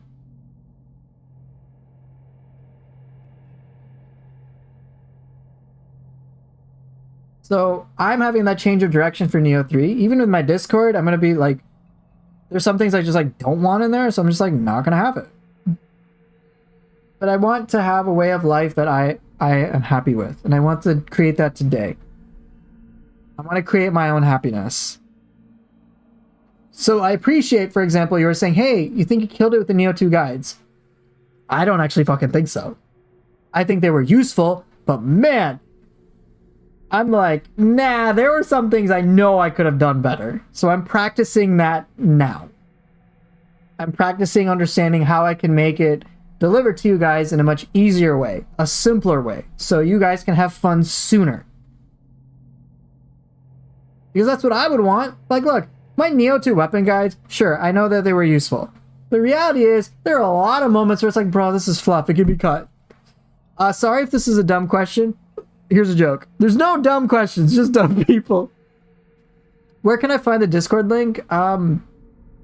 If you look on my YouTube channel page, you can just see that like my links, or it's like a Discord, a Twitch, and a Twitter or something. Just click on the Discord. You have to apply, but just put in like your YouTube name, just so I know it's you.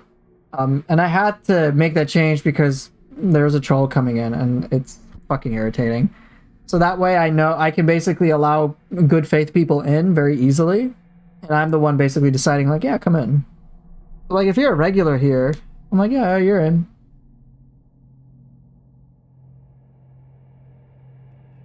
Right. I want to make my content better. I want it to be like, damn, dude, I made some... Those are good guides. And part of my iterative process has been going from the Nioh 2 Academy to the Soul Core guides. Like, I know my Soul Core guides were, like, devoid of energy. But there's just, like, 3-4 minutes of, like, here's how to use this Soul Core. Go. Structurally, it was better. So there's that. Alright, I think I am going to get going. My about 2 hours has turned into 4 hours. And my cats are hungry, and so am I. So let me get a quick kill of Nioh before I dip out. Let's see. Can I get another clip? Let's see. I think I got an Odachi clip that I'll have later. But let me see if I can get something with Switchglaive.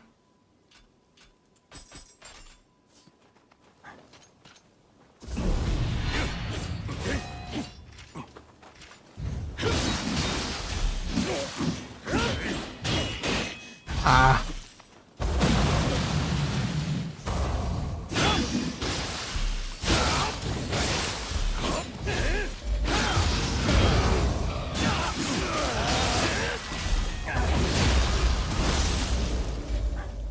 You're awesome. Happy to see you. Happy. Thanks. What are these clips for? It's just me being a little like I'm getting a bunch of different... Ooh, actually, I should make this a different clip. Hold up. You give me an idea. So I'm testing out weapon clips right now. So you may have seen like a Hatchet's YouTube short, right? And it's just Hatchet gameplay. So I am trying to decide for Nioh 3, should I have just say like pure weapon based gameplay? So it's just like, for example, purely Switchglaive. Should I include, say, a little soul cores, things of that nature, so that when Nioh 3 comes out, like, I'm trying to decide how to showcase a weapon being cool, the identity of the weapon, but also like the game at large. So it's just one of those things I'm kind of like testing out. So I think what I'll do, instead of me trying to make it a Switchglaive only clip, I'm going to try to have Switchglaive with other tools.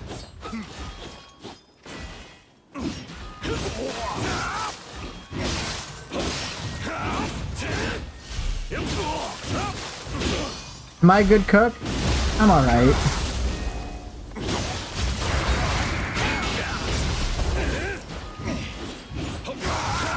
I think Cass is a better cook.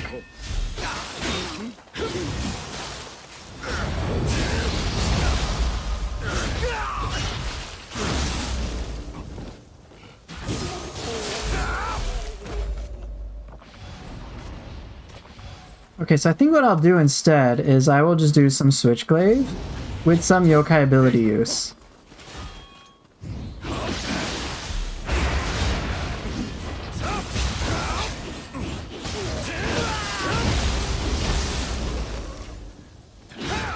Oh, okay, so that would actually work reasonably well.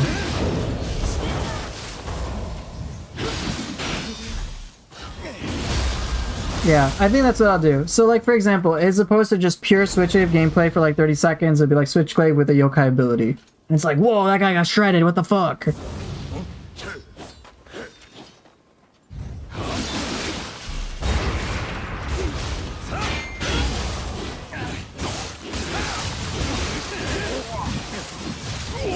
Ah.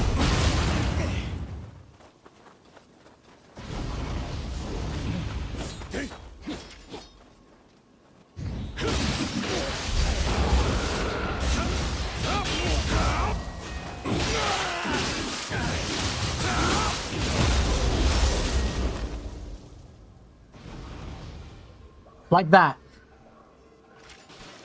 So that would be a clip I would I'm gonna test that clip when I upload it to YouTube, and it'll come out like next month or something. But I'd want to know, hey, like, would a clip like that make playing the Switchglaive seem exciting? And then maybe ask questions about like, whoa, what else did he use in that? I'm curious, how did he make it flow, for example? So I have like an upcoming clip about like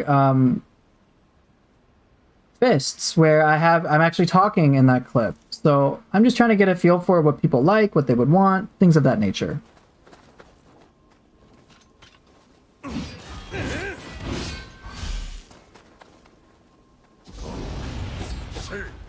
The katana, yeah, the katana clip will cook. It's pure katana gameplay. But, of course I'm gonna put Severing Spin. Yeah, go ahead, ask me.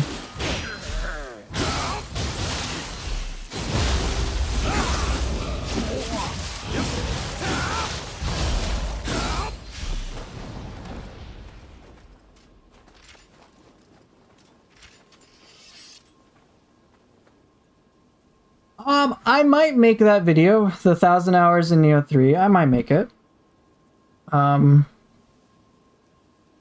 Yeah, I might make that. It's just, I'll do it I'll do it in the same spirit in which I did the 2,000 hours Nioh video. Which was, I did it because I was excited to showcase things. So if I'll do it from a place of excitement. After everything you and Cass have been through, are you two still intimate? We're just friends. There's no romantic relationship.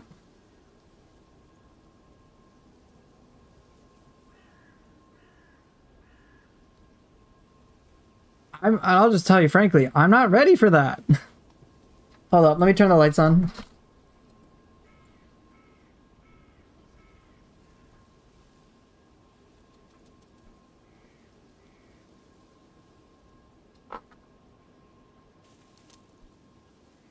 There's no romantic relationship with us at this time. It's not something where either of us are ready for. It's a long-term thing.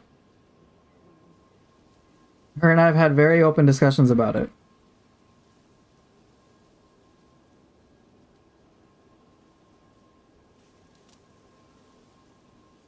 No, no,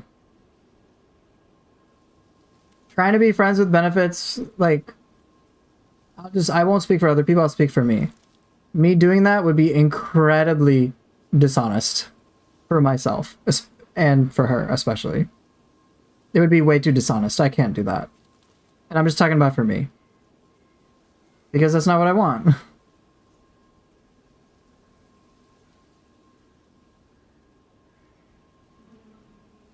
Alright, my cat Maggie is meowing, so if you guys enjoy the stream here, I'll drop a link to my Discord if you guys want to participate. But I do need to get going. I've streamed way too long, and Maggie is asking for food, and poor little kitty.